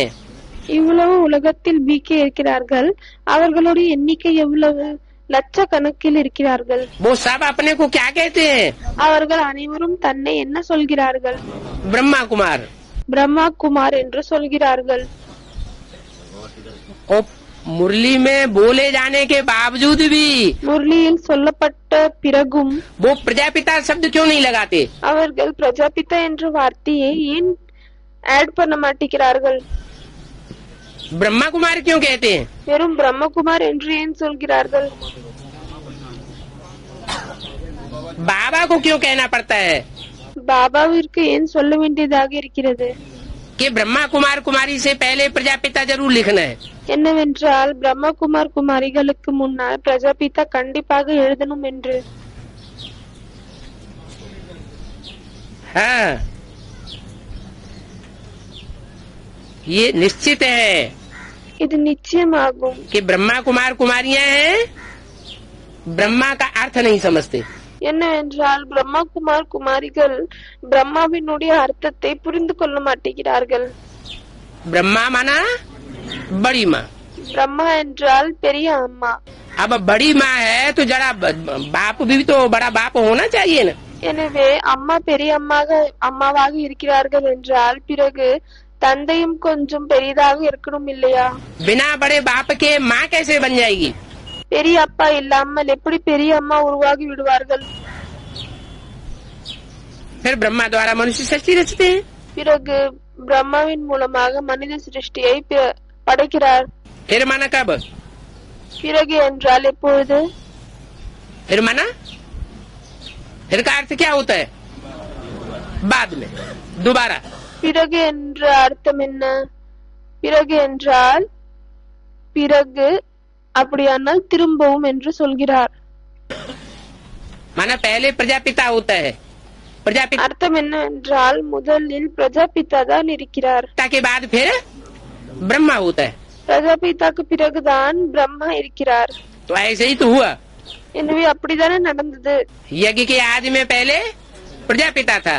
யக்னத்தின் ஆரம்பத்தில் முதலில் பிரஜாபிதா தான் இருந்தார். प्रजापिता ज्ञान का बीज बो करके चला गया. பிரஜாபிதா ஞானத்தினுடைய விதையை விதைத்து விட்டு சென்று விட்டார். बाद में ब्रह्मा द्वारा बच्चे पैदा होते रहे. அதற்கு பிறகுதான் பிரம்மாவின் மூலமாக குழந்தைகள் பிறந்து கொண்டே இருந்தார்கள். लेकिन वो ब्रह्मा के बच्चे ये भूले हुए हैं कि हमारा बाप भी कोई था. ஆனால் அந்த பிரம்மாவினுடைய குழந்தைகள் இதை மறந்து விட்டார்கள். என்னவென்றால் என்னுடைய தந்தையும் யாரோ இருக்கிறார் என்று இந்த விஷயத்தை அவர்கள் மறந்து விட்டனர். बाप याद दिलाते हैं தந்தை திரும்பவும் ஞாபகம் படுத்துகிறார். कि ब्रह्मा द्वारा मनुष्य सृष्टि रची जाती है. என்னவென்றால் பிரம்மாவின் மூலமாக தான் மனித உலகம் படைக்கப்படுகிறது. परंतु ब्रह्मा को क्रिएटर नहीं कहेंगे. ஆனால் பிரம்மாவை கிரியேட்டர் என்று சொல்ல முடியாது. क्या ब्रह्मा क्रिएशन है या क्रिएटर है? பிரம்மா படைப்பா இல்லையானால் படைக்கக்கூடியவரா? ब्रह्मा भी क्रिएशन है. பிரம்மாவும் படைப்பு ஆகும். किसकी क्रिएशन है? யாருடைய படைப்பு? प्रजापिता की क्रिएशन. பிரஜாபிதாவினுடைய படைப்பு. इसका प्रूफ क्या है? இதனுடைய ப்ரூஃப் என்ன? कोई कहे कि प्रजापिता को तुम क्रिएटर कहते हो, யாராவது சொல்கிறார்கள் நீங்கள் பிரஜாபிதாவை படைக்கக்கூடியவர் என்று சொல்கிறீர்கள், ब्रह्मा को तुम क्रिएशन कहते हो, பிரம்மாவை நீங்கள் படைப்பு என்று சொல்கிறீர்கள். तो इसका क्या प्रूफ है? எனவே இதனுடைய ப்ரூஃப் என்ன? हैं? हाँ, एक तो साक्षात्कारों का रहस्य ब्रह्मा को खुद पता नहीं चला. ஒன்னு என்னவென்றால் அந்த சாட்சாத்காரங்கள் காட்சியினுடைய விளக்கங்கள் பிரம்மாவுக்கு சுயம் தெரிய வரவில்லை. दूसरा मुरली में ही बोला ऐसे ऐसे बच्चे थे जो मम्मा बाबा को ड्रिल सिखाते थे, टीचर बन करके बैठते थे. இரண்டாவது என்னவென்றால் இப்படிப்பட்ட குழந்தைகளும் இருந்தார்கள். யாரு பிரம்மா மம்மா பாபாக்கும் எக்ஸஸ் ட்ரில் கத்து கொடுத்தார்கள், டீச்சர் ஆகி அமர்ந்தார்கள். हम समझते थे ये तो बहुत अच्छा नंबर माला में आवेंगे. நாங்கள் புரிந்து கொண்டோம் இவர்கள் மிகவும் நல்ல நம்பர் மாலையில் வருவார்கள் என்று. उनके डायरेक्शन पर हम चलते थे. அவர்களின் டைரக்ஷனில் அடிப்படை நாங்கள் நடந்து கொண்டிருந்தோம். कौन चलते थे? யாரு நடந்தார்கள்? मम्मा बाबा भी चलते थे. மம்மா பாபாவும் நடந்தார்கள். फिर ये भी बोला है பிறகு இப்படியும் சொல்லியிருக்கிறாங்க, इन ब्रह्मा सरस्वती को मम्मा बाबा नहीं कहेंगे. இந்த பிரம்மா சரஸ்வதியை மம்மா பாபா என்று சொல்ல முடியாது. माना उनका भी कोई मम्मा बाबा यज्ञ के आदि में था. இதனுடைய அர்த்தம் என்னவென்றால் அவர்களுக்கும் ஒரு மம்மா பாபா யக்னத்தின் ஆரம்பத்தில் இருந்தார்கள். तो ब्रह्मा को क्रिएटर नहीं कहा जाता. எனவே பிரம்மாவை படைக்கக்கூடியவர் என்று சொல்ல முடியாது. वो क्रिएटर तो गॉड फादर है. அந்த படைக்கக்கூடியவர் தந்தை கடவுள் ஆவார். वो गॉड फादर कैसे रचते हैं? அந்த கடவுள் எப்படி படைக்கிறார்? वो तो बाप सन्मुख ही बैठ करके समझाते हैं. அதை தந்தை நேர்முகமாக அமர்ந்து கொண்டுதான் புரிய வைக்கிறார். कि कैसे रचते हैं. என்ன புரிய வைக்கிறார் என்றால் எப்படி படைக்கிறார்? ये साथ साथ तो बाद में बनते हैं. இந்த சாஸ்திரங்கள் எல்லாம் அதற்கு பிறகுதான் உருவாக்கப்படுகிறது. शास्त्रों से नहीं समझाया जाता. சாஸ்திரங்கள் மூலமாக புரிய வைப்பதில்லை. जो भी धर्म के शास्त्र हुए हैं वो सब बाद में बने. எந்த தர்மத்தின் சாஸ்திரங்கள் எல்லாம் இருக்கிறதோ அதெல்லாம் பிறகுதான் உருவாக்கப்பட்டது. कैसे बने? எப்படி உருவாக்கப்பட்டது? पहले धर्म पिता ने आकर के सन्मुख सुनाया. முதலில் தர்ம பிதாக்கள் வந்து நேர்முகமாக சொன்னார்கள். उस समय शास्त्र नहीं बने. அப்பொழுது சாஸ்திரம் என்பது உருவாக்கவில்லை. बाद में जब जनसंख्या बहुत बढ़ जाती है அதற்கு பிறகு எப்பொழுது மக்கள் தொகை மிகவும் அதிகரிக்கிறதோ तो उनमें प्रचार करने के लिए அப்பொழுது அவர்களுக்கு நடுவில் இதை பரப்புவதற்காக शास्त्र बनाए जाते हैं। சாஸ்திரங்கள் உருவாக்கப்படுகிறது। जैसे कुरान बनी, எப்படி குரான் உருவாக்கப்பட்டது, गुरु ग्रंथ साहब बना, குரு கிரந்த் சாஹிப் உருவாக்கப்பட்டது, बाइबिल बनी, பைபிள் உருவாக்கியது, धम्मपद बना, தம்மபதம் உருவாகியது। ये सब बाद में बने। இது எல்லாம் அனைத்தும் பிறகுதான் உருவாகியது। ऐसे ही இப்படிதான் परमात्मा बाप जब आते हैं, பரமாத்மா தந்தை எப்பொழுது வருகிறாரோ आज सनातन देवता धर्म की स्थापना करते हैं, ஆதி சனாதன தேவி தேவதா தர்மத்தின் ஸ்தாபனையை செய்கிறாரோ तो सन्मुख आकर के सुनाते हैं। அப்பொழுது நேர்முகமாக வந்துவிட்டுதான் சொல்கிறார்।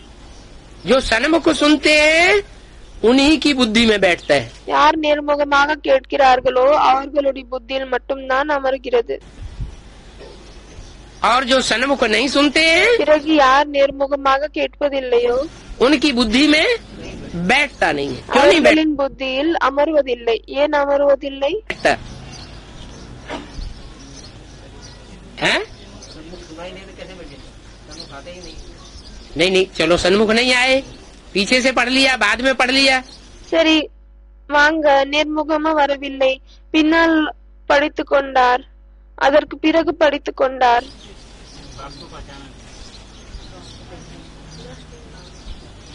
बाप को पहचाना नहीं தந்தையை தெரிந்து கொள்ளவில்லையா? है?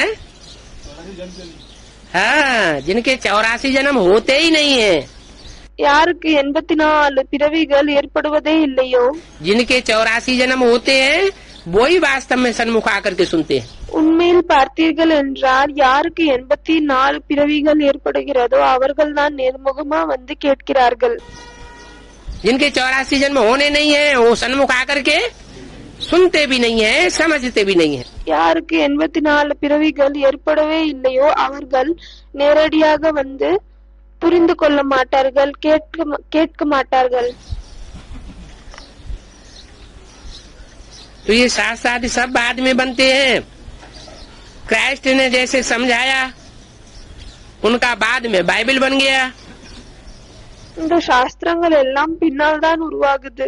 எப்படி கிரைஸ்ட் வந்து சொன்னார், பிறகு பைபிள் உருவாகுகிறது। बाद में बैठ करके गायन करते हैं। அதற்கு பின்னால் அமர்ந்து விட்டு மகிமையை பாடுகிறார்கள்। अब क्राइस्ट का क्या क्या गायन करेंगे? இப்பொழுது கிரைஸ்டுக்கு என்ன மகிமையை பாடணும்? वो कोई गुरु मैसेंजर नहीं है। அவர் எந்த விதமான ஒரு குரு, அதே போல் மெசேஞ்சரும் இல்லை। गति सदगति कोई 5-7 की नहीं होती है। கதி பிறகு சத்கதி வெறும் 5-7 பேருடையது ஆகாது। वो गति सदगति करने वाला सर्व का सदगति का दाता गाया हुआ है। அந்த கதி சத்கதியை செய்யக்கூடியவருக்கு அனைவரின் சத்கதியை செய்யக்கூடிய வள்ளல் என்று பாடப்பட்டிருக்கிறது। वो सर्व का लिबरेटर एक है। அந்த அனைவரின் சத்கதி செய்யக்கூடியவர் ஒருத்தர் ஆவார்। वो पतित पावन बाप गाया हुआ है। அவரை பதித பாவன் தந்தை என்று பாடப்பட்டிருக்கிறது। उनको ही सब याद करते हैं। அவரை தான் அனைவரும் நினைவு செய்கிறார்கள்। इनको யாரை? उनको याद करते हैं, माना इनको அவர்களை தான் நினைவு செய்கிறார்கள்। ब्रह्मा को याद नहीं करते। எனவே இவர்கள் என்றால் பிரம்மாவை நினைவு செய்வதில்லை। ब्रह्मा को किस लिस्ट में डाल दिया பிரம்மாவை எந்த லிஸ்டில் போட்டு விட்டனர்? है? धर्म पिताओं की लिस्ट में डाल दिया। தர்ம பிதாக்களின் லிஸ்டில் போட்டு விட்டனர்। जैसे धर्म पिताएं होते हैं எப்படி தர்ம பிதாக்கள் இருக்கிறார்கள், वो भी आकर कुछ न कुछ सुनाते हैं, அவர்களும் வந்து ஏதாவது ஒன்றை சொல்கிறார்கள்। लेकिन वो सदगति नहीं करते। ஆனால் அவர்கள் சத்கதியை செய்வதில்லை। ऐसे ही ब्रह्मा भी उनके द्वारा भी सुनाया तो गया, அதே போல்தான் பிரம்மா மூலமாக சொல்லப்பட்டது। लेकिन किसी की बुद्धि में कुछ भी बैठता नहीं है। ஆனால் யாருடைய புத்தியிலும் எதுவும் அமர்வதில்லை।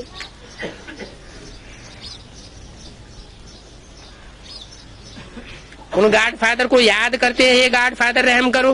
அந்த காட்ஃபாதருக்கு நினைவு செய்கிறார்கள் என்னவென்றால் கடவுள் தந்தையே எங்கள் மேல் கருணையை காமியுங்கள்.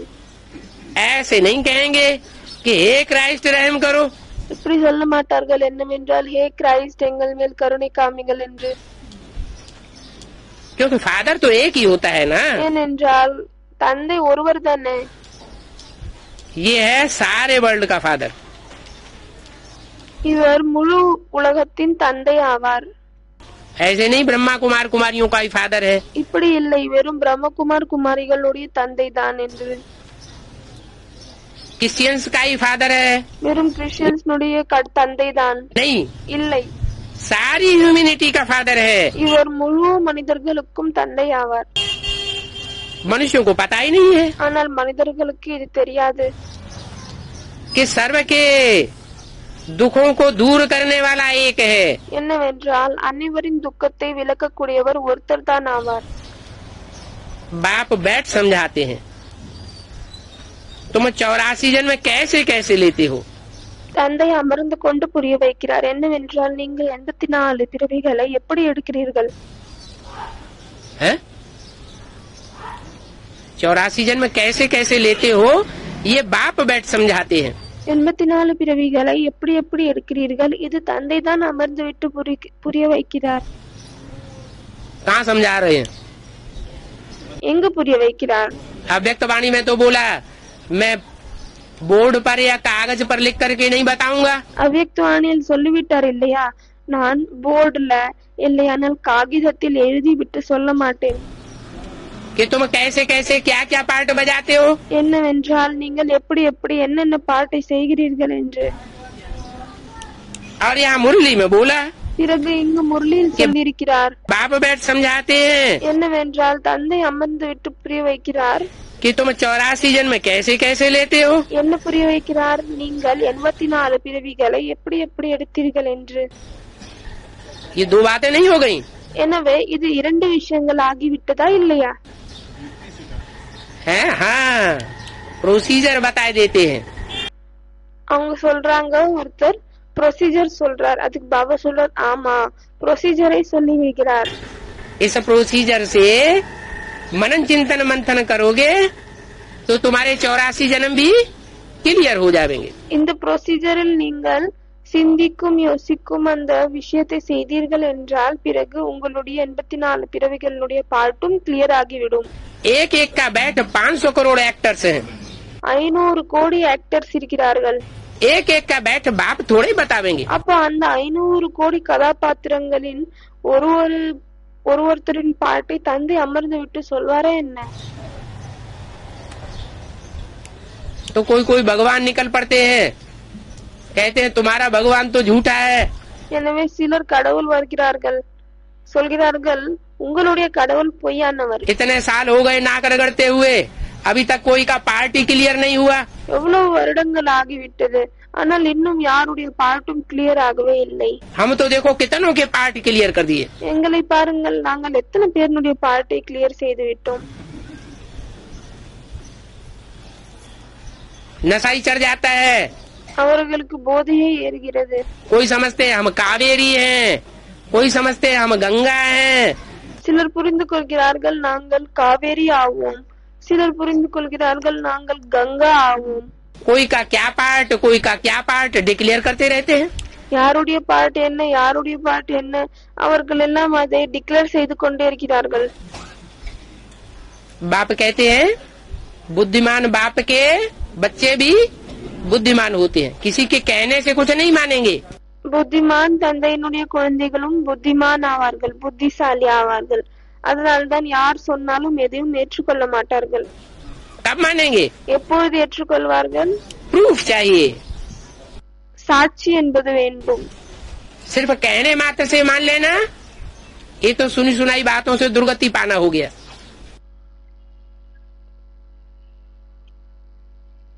வெறும் சொல்வதன் மூலமாக ஏற்றுக்கொள்வது, இது கேட்கும் விஷயத்தின் மூலமாக துர்கதி ஏற்படுகிறது. हर बात का प्रूफ चाहिए। எல்லா விஷயங்களுடைய ப்ரூஃப் என்பது தேவை.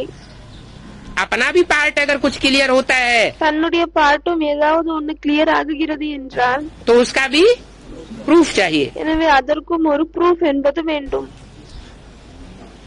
अब ये दुनिया तो है ही तमो प्रधान, இப்பொழுது இந்த உலகம் என்பது தமோ பிரதானமானதாகும்। जर्जरीभूत अवस्था को पाई हुई है।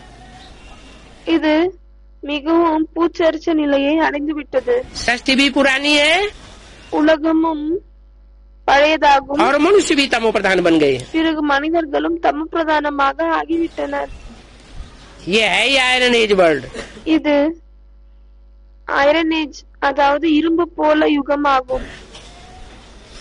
गोल्डन एज सतयुग में थी, தங்கமான யுகம் சத்யுகத்தில் இருந்தது, अभी फिर जरूर होगी।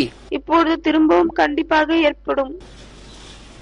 ये सब तमो प्रधान दुनिया विनाश हो जाएगी। இந்த அனைத்து தமோபிரதமான உலகமும் அழிந்துவிடும், वर्ल्ड वार लग जाएगी। உலக போர் ஆரம்பித்துவிடும்। अनेक प्रकार की कुदरती आपदाएं आती रहेंगी। நிறைய விதமான இயற்கை சீற்றங்கள் வந்து கொண்டே இருக்கும்। समय तो पड़ा है, நேரம் இன்னும் இருக்கிறது। कितनी मनुष्य सृष्टि वृद्धि को पाई हुई है। எவ்வளவு மனித உலகம் அதிகரித்து விட்டது। आगे चल करके निश्चय करेंगे। முன்னால் சென்று விட்டு இதை நிச்சயம் செய்வார்கள்। जब निश्चय करेंगे எப்பொழுது நிச்சயம் செய்வார்களோ तो फिर जांच करेंगे। பிறகு அவர்கள் பார்ப்பார்கள்। किस बात की? எதை பார்ப்பாங்க? किस बात की जांच करेंगे? எந்த விஷயத்தை தேடுவாங்க? कि भगवान आया हुआ है या नहीं आया हुआ है। கடவுள் வந்திருக்கிறாரா இல்ல வரலையா? ये भगवान के बच्चे हैं या जैसे हम हैं वैसे ही हैं। அவர்கள் இதை பார்ப்பார்கள்। என்னவென்றால் இவர்கள் கடவுளுடைய குழந்தையா இல்லையானால் எப்படி நாங்கள் இருக்கிறோமோ அப்படிதானா? जांच करेंगे। அதை அவர்கள் பார்ப்பார்கள்। तुम तो कहते रहते हो कि भगवान आया हुआ है। அதை அவர்கள் கவனிப்பார்கள்। எனவே நீங்கள் சொல்லிக் கொண்டே இருக்கிறீர்கள் கடவுள் வந்திருக்கிறார் என்று। वो तो मानते नहीं है। அவர்கள் ஏற்றுக்கொள்வதில்லை। तुम 30 वर्ष से कहते आए हो நீங்கள் 30 வருடங்களாக சொல்லிக் கொண்டே வருகிறீர்கள்। क्या कि भगवान आया हुआ है। என்ன கடவுள் வந்திருக்கிறார் என்று। दुनिया तो मानती नहीं। உலகம் அதை ஏத்துக்குவதில்லை। और अब कितने साल हो गए? பிறகு எப்பொழுது எவ்வளவு வருடங்கள் ஆகிவிட்டது? अब 70 साल हो गए இன்னும் 70 வருடம் ஆகிவிட்டது। और तुम अभी भी कह रहे हो कि भगवान आया हुआ है। நீங்கள் இன்னும் இப்பொழுது வரை சொல்லிக் கொண்டிருக்கிறீர்கள் கடவுள் வந்திருக்கிறார் என்று। जो 30 साल पहले कह रहे थे எதை 30 வருஷத்துக்கு முன்னாடி சொல்லிக் கொண்டிருந்தீர்களோ वो भी अब तुम्हारी बात नहीं मानते। அவர்களும் இப்பொழுது உங்களுடைய விஷயங்களை ஏற்றுக்கொள்வதில்லை। तुम कहते हो भगवान आया हुआ है, जो 30 साल पहले कहते थे कि भगवान आया हुआ है वो अब इस बात को मानने के लिए तैयार नहीं। நீங்கள் சொல்லிக் கொண்டிருக்கிறீர்கள் கடவுள் வந்து விட்டார் என்று। எனவே 30 வருஷத்துக்கு முன்னாடி யாரு கடவுள் வந்து விட்டார் என்று சொல்லிக் கொண்டிருந்தாங்களோ அவர்கள் இப்பொழுது இந்த விஷயத்தை ஏற்றுக்கொள்வதற்காக தயாராக இல்லை। तुम चैलेंज करते हो நீங்கள் சேலஞ்ச் செய்கிறீர்கள்। क्या என்ன? कि भगवान आया हुआ है। கடவுள் வந்திருக்கிறார் என்று। ब्रह्मा द्वारा एक आदि सनातन देवी देवता धर्म की स्थापना अभी प्रैक्टिकल में हो रही है। பிரம்மாவின் மூலமாக ஒரு ஆதிசனாதன தேவி தேவதாவின் தர்மத்தின் படைப்பு இப்பொழுது பிராக்டிக்கலில் நடக்கிறது। तुम शोर तो बहुत मचाते हो நீங்கள் மிகவும் அதிகமாக சத்தம் போடுகிறீர்கள்। परंतु ஆனால் बंदरों को सुनने में अजून देरी बहुत है। குரங்குகளுக்கு கேட்பதற்காக இப்பொழுது கொஞ்சம் நேரம் இருக்கிறது। हैं? என்ன? शोर मचाते हो, बंदरों को सुनने में देरी बहुत है।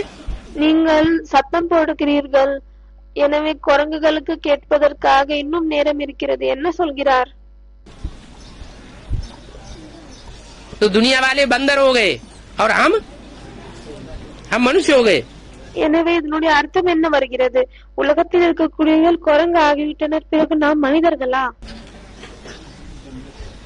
बंदर अगर शोर मचाएंगे कि भगवान आया हुआ है, குரங்குகள் ஒருவேளை கடவுள் வந்திருக்கிறார் என்று சத்தம் போட்டால் तो आवाज फैल जाएगा क्या? பிறகு அந்த சத்தம் முழு உலகத்திலும் பரவிவிடுமா என்ன? आवाज कब फैलेगा? எப்பொழுது சத்தம் பரவும்? जब मंदिर लायक बनेंगे। எப்பொழுது நாம் கோவிலுக்கு தகுந்தவங்களாக, அதாவது தேவதைகளாக ஆகுவோமோ அப்பொழுது। करते क्या है? ஆனால் என்ன செய்கிறோம்? भगवान के चित्र छपाए देते हैं। கடவுளுடைய படத்தை நாம் பிரிண்ட் பண்ணி விடுகிறோம்। कि ये देखो भगवान आया हुआ है। இங்க பாருங்க கடவுள் வந்திருக்கிறார் என்று। ऊंच से ऊंच भगवान ये है, न ब्रह्मा भगवान है न विष्णु भगवान है। உயர்ந்ததிலும் உயர்ந்த கடவுள் இவர்தான் ஆவார்।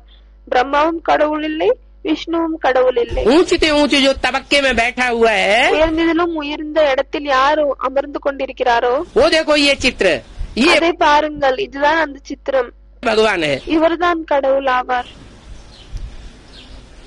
तो ये ढोल पीटने से लोगों को समझ में आ जाएगा कि भगवान आया हुआ है। எனவே இந்த மோளத்தை அடிக்கும் காரணத்தால் மனிதர்களுக்கு புரிய வந்துருமா என்ன கடவுள் வந்திருக்கிறார் என்று?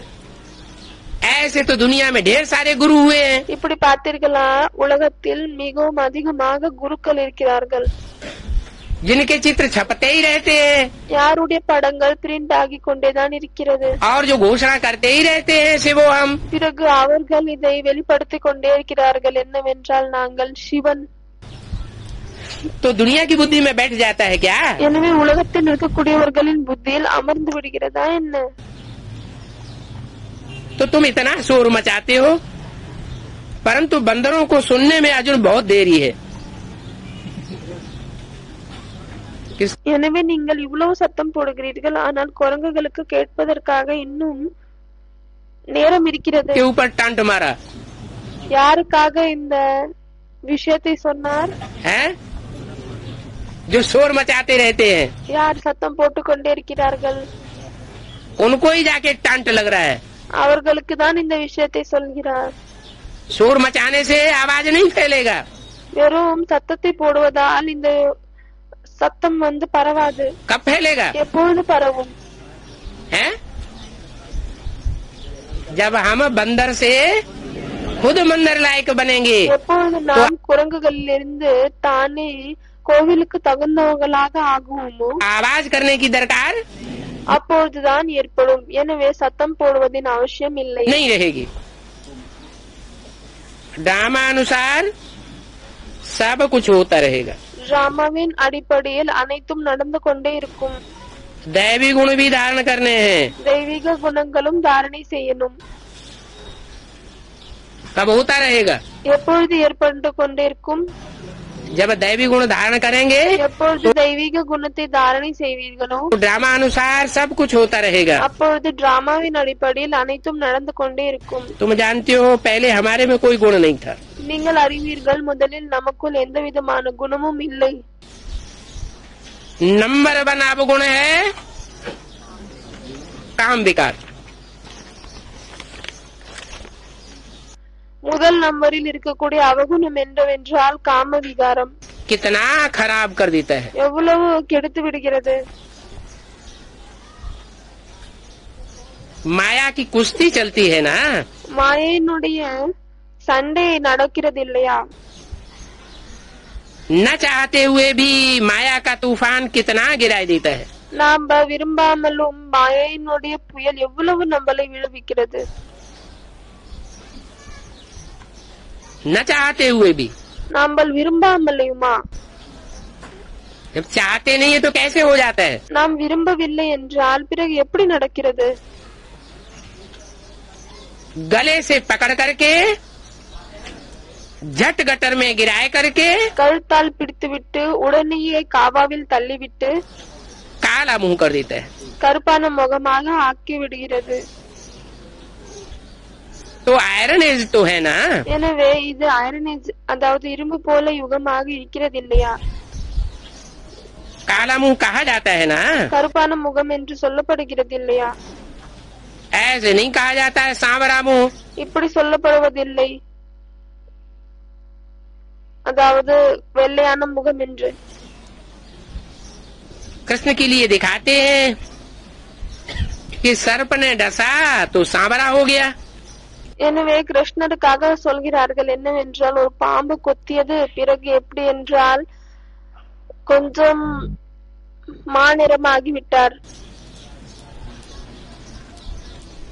अरे सर्प तो काम क्रोध को ही कहा जाता है, அரே பாம்பு என்பது காமம் பிறகு கோபத்துக்கு தான் சொல்லப்படுகிறது.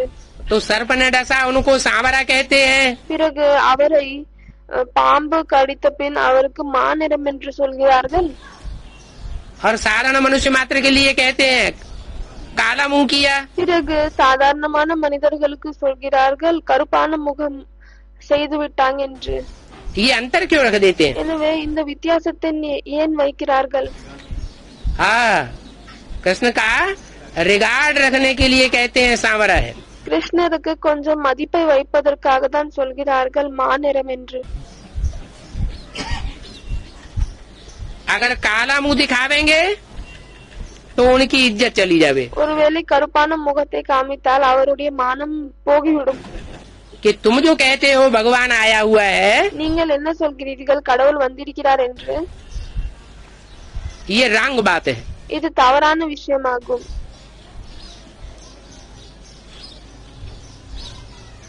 क्योंकि काले शरीर में भगवान खुद आते हैं। ஏனென்றால் கருப்பான உடலில் சுயம் கடவுள் வருகிறார்.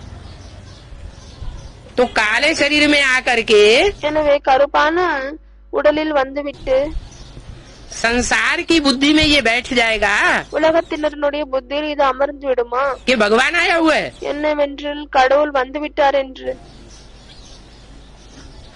कब बैठेगा? எப்பொழுது அமரும்? जब कलमुहा खुद गोरा बने। எப்பொழுது அந்த கருப்பாக இருக்கக்கூடியவர் வெள்ளையாகுவார். श्याम से सुंदर बने। ஷாம்ல இருந்து சுந்தராகணும். கருப்பாக இருக்கிறார் இல்லையா, அவர் அழகாகணும். तो बाप कहते हैं मुझे याद करो। எனவே தந்தை சொல்கிறார் என்னை நினைவு செய்யுங்கள். क्या? என்ன? इस सबको याद न करो, सबको याद न करो, किसको याद करो? शिव को याद करो। என்ன சொல்கிறார்? இந்த பிணத்தை நினைவு செய்யாதீர்கள், இந்த பிணத்தை நினைவு செய்யாமல் சிவனை மட்டும் நினைவு செய்யுங்கள். तो तुम्हारी विकर्म विनाश हो जाएगी அப்பொழுது உங்களுடைய விகர்மங்கள் அழிந்துவிடும். और तुम विष्णुपुरी के मालिक बन जाएंगे। பிறகு நீங்கள் விஷ்ணுபுரியினுடைய எஜமானர்களாக ஆகிவிடுவீர்கள். होता क्या है? என்ன நடக்கிறது? 63 जन्मों से देहधारियों से प्रीति लगाने की टेव पड़ी। 63 ஜன்மங்களில் என்ன ஆகுகிறது? தேகதாரியிடம் அன்பு இணைப்பதற்காக அந்த பிராக்டிஸ் என்பது நாம் செய்திருக்கிறோம். तो जिस पतित तन में चाहे वो कृष्ण का हो चाहे वो राम का अंतिम चोला हो, எனவே எந்த பதித்தமான உடலில் பலே அது ராமருடைய கடைசி உடலாக இருக்கலாம், கிருஷ்ணராக இருக்கலாம். उसमें जब शिव प्रवेश करते हैं அவருக்குள் எப்பொழுது சிவன் நுழைகிறாரோ तो लगाव किससे लग जाता है? அப்பொழுது யாரோடு நமக்கு ஈடுபாடு ஏற்படுகிறது?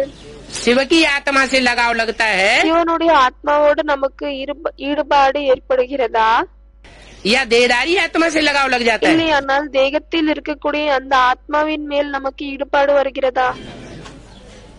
लगाव किससे लग जाता है? யார் மீது ஈடுபாடு शिव से। ஏற்படுகிறது? சிவன் மேலையா? सबसे लगाव लग जाता है। நமக்கு அந்த பிணத்தின் மேல் ஈடுபாடு ஏற்படுகிறது. तो देहदारी से लगाव लगने के कारण जो राम और कृष्ण के भगत हैं எனவே தேகதாரியோடு எந்த ஈடுபாடு ஏற்படுகிறதோ அதனால் ராமர் பிறகு கிருஷ்ணருடைய பக்தர்கள் இருக்கிறார்கள்.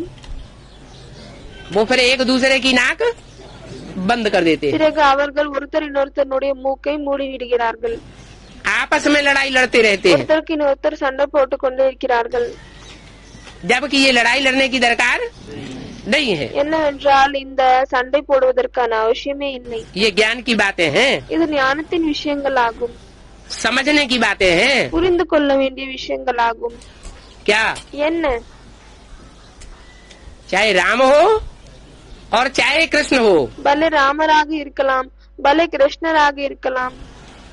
दोनों ही मिलकर के जो पार्ट बजाते हैं இருவரும் ஒன்று சேர்ந்து விட்டு எந்த பாட்டை செய்கிறார்களோ वो हीरो हीरोइन का पार्ट है। அது ஹீரோ ஹீரோயினுடைய பாட்டு ஆகும்.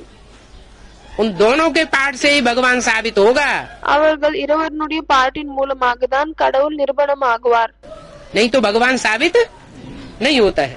இல்லையானால் கடவுள் நிரூபணம் ஆக மாட்டார். ओम शांति।